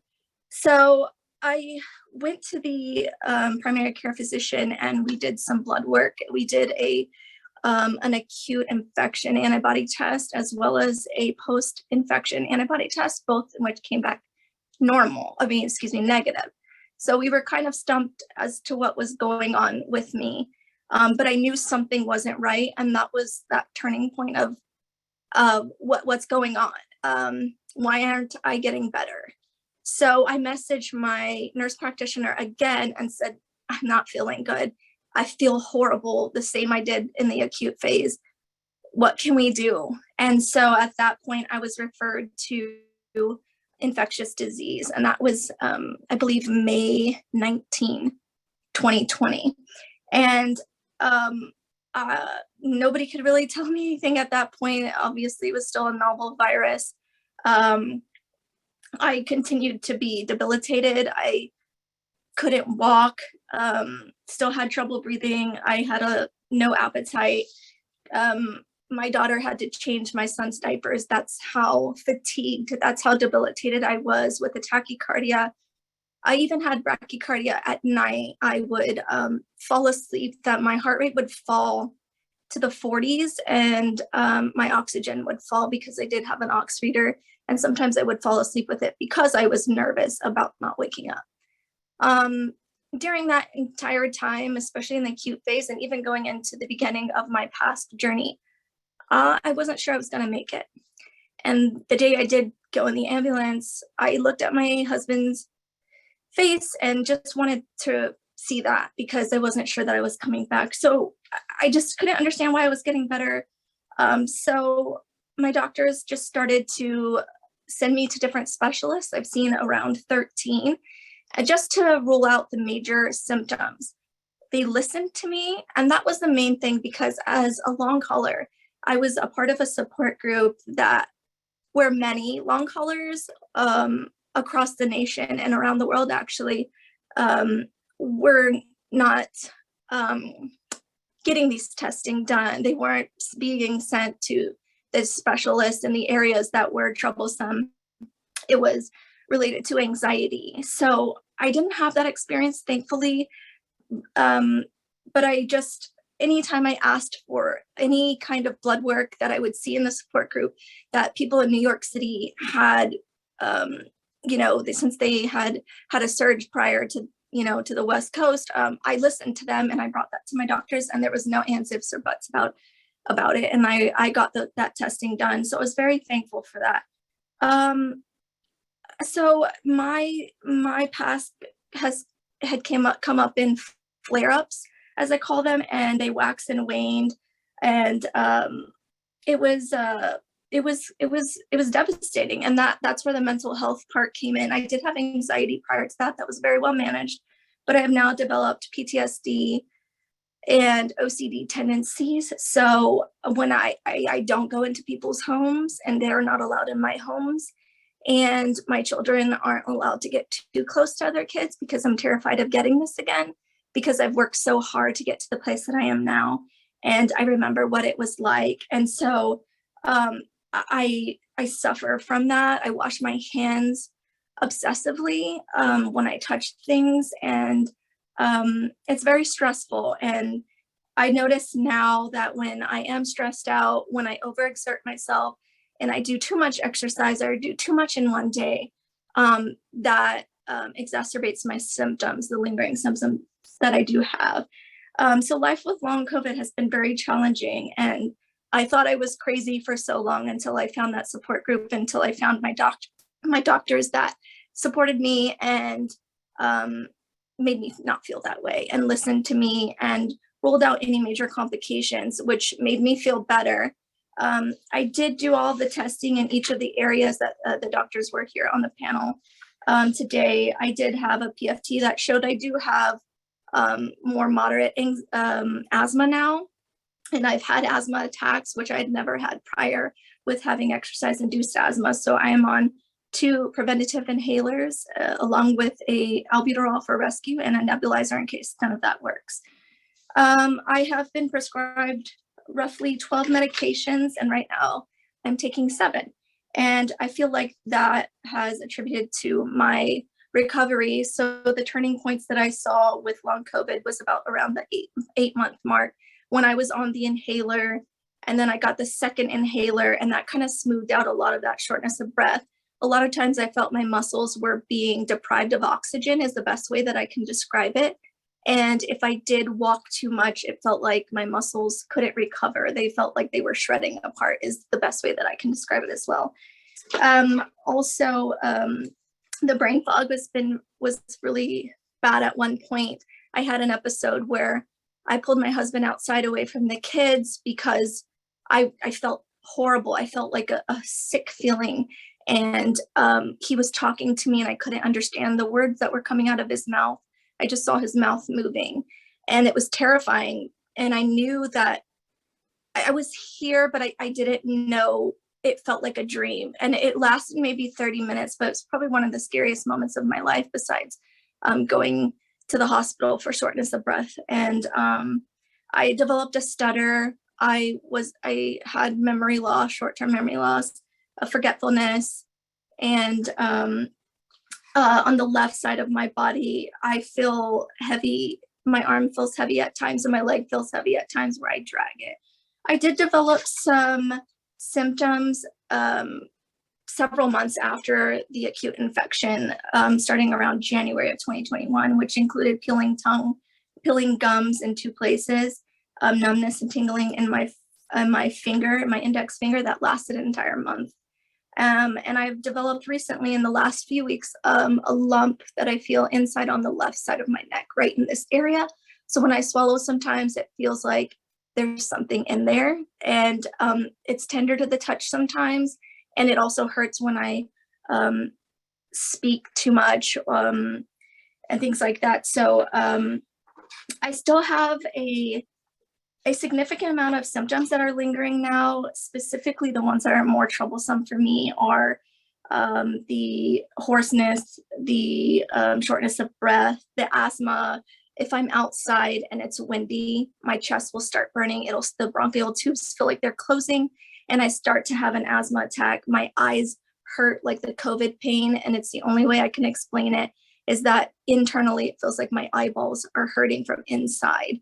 And I had never felt that prior to COVID. And a lot of times these symptoms also flare up during my menstrual cycle. And in the acute phase, I had a heavier bleeding as well as microclots that I had never seen before. That has subsided, but during the menstrual cycle, a lot of these symptoms will come back up.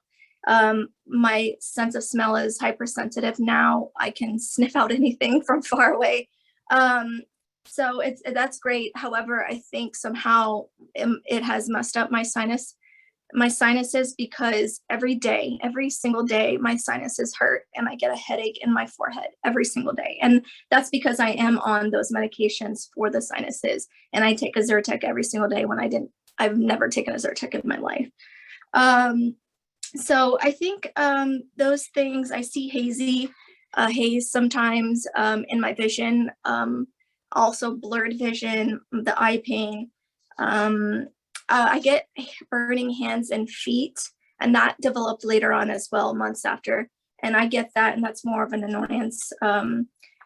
So I think the vocal cords, the breathing, the brain fog, still the stuttering has gotten much better. It comes out every now and then. Same thing with the forgetfulness.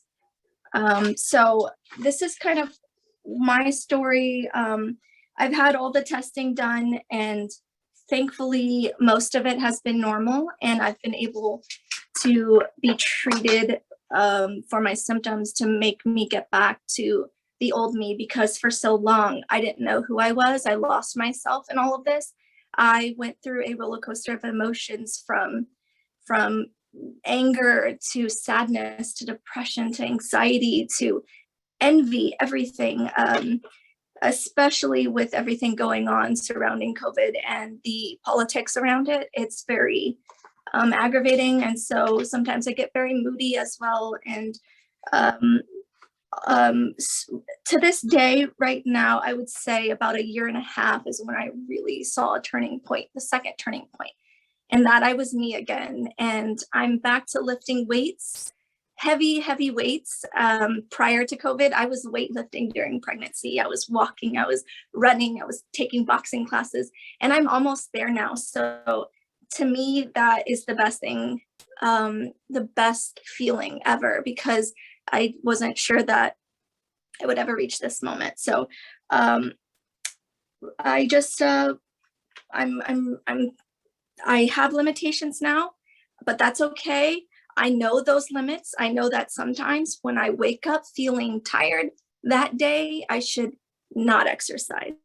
If I feel tired the night before and I wake up feeling okay, I'm going to exercise, but I'm going to scale back. So there's a sweet spot for me that I've been able to find that has worked very well to get me back into a healthy state again. I'm gluten-free. I've eaten anti-inflammatory diets. I've also increased foods that help with brain function and things like that. So thank you so much for having me. I just want to say, thank you for all that you've done during this time. And this can be an invisible disease. Like for me, everything seems to be normal, but I don't feel good some of the times. And for so long, I didn't. I asked for patience. That's all we want is patience, to be listened to and to have empathy. And all of you are doing such a great job. So thank you so much. Thank you so much, Jenica. You're really, really brave. And I think we're all so grateful for your taking the time to share your story. And you've had a really challenging journey, but at the same time, I think you're a ray of hope in that you've had such a recovery and you've persevered. And so I think that gives us hope for a lot of other long COVID patients. One of the participants has a question about which support group you used and how they may refer their patients to your support group. Sure. Survivor Corps is the main one that I used. There's a good amount of members on there throughout the country and across the world that you can connect with. And I feel like that is what kept me sane during that time. So very, very great group. There's also ladies 50 days plus and long haulers, and also long haulers for, I believe it's 50 days plus as well. Great. There's a lot of thank yous in the chat, so I hope we get to look at that before you leave today. But another question came in about whether you noticed any difference in your long COVID symptoms after you got the vaccination. Yes, so I felt really good immediately after. I felt this boost of energy, and that sounds really crazy, but my husband said he felt the same thing. And we were the only two in our family that had it.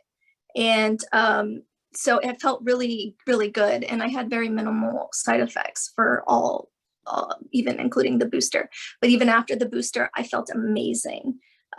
So yes, I did feel good. And as far as contributing to it, maybe mentally and for, just as a protection from COVID and even potentially long COVID, I felt more confident.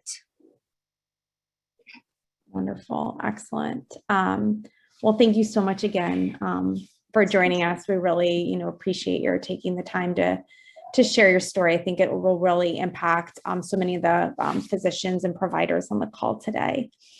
So thanks so much. And I'm just going to share my screen to wrap up here.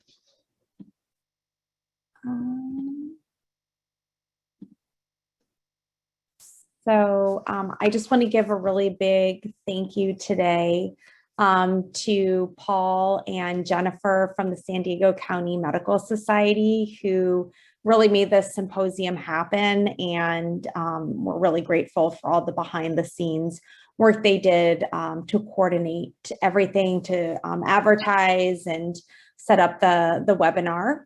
I'd also like to thank Kathleen Stillwell from the Doctors Company. It was due to her hard work that allowed the webinar to be eligible for CME credit. And then, of course, I want to thank all of the presenters who just, did an amazing job and have dedicated their Saturday to present the material today. And I think, we've all said that we learn from each other, but I think it's really true with long COVID. I think almost everything I've learned from my colleagues. And so I'm so grateful that you all came today. I just have to go through a couple slides that are just required as part of a state mandate for CME activities. And we have to include some information about cultural and linguistic competence and implicit bias as required by the California Medical Board. So just kind of some definitions of cultural linguistic competency. These are available on the CMA website as well. And then implicit bias. And so, you know, we made sure that all the presentations today, you know, hopefully, you know, take all of these into consideration. I think our take-home message is it's important to respect the cultural impact for your staff and patients. We need to support values for effective staff and patient communications, and always recognize health literacy and or language barriers and how those can impact our ability to provide the best care to all patients. Do not let the behavior of others destroy our inner peace. And so I'm just going to pull up again the reminders about how to get the CME credit. Whoops. Oh, shoot.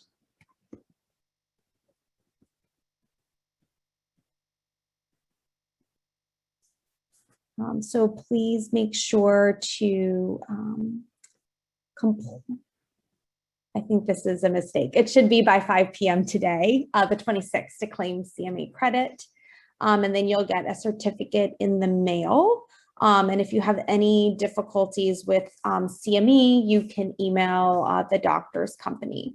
Several people have also asked about whether today's presentation will be available. The recording will be available and will be emailed to everybody who registered, and probably early next week you should receive that.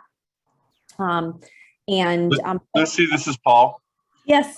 One correction, it's actually March 5th. They have till March 5th to complete the CME stuff. That was on our opening slide. Great, sorry about that. So yeah, so you have over a week to do that. You know, please feel free to reach out to any of us with questions or feedback, and or if you have any questions on you know, how to refer patients, I'm sure we'd all be happy to help facilitate that. And again, I just want to give a really, really big thank you to everybody, San Diego County Medical Society especially. And with that, I'll let you all get back to your Saturdays and look forward to connecting with everybody soon.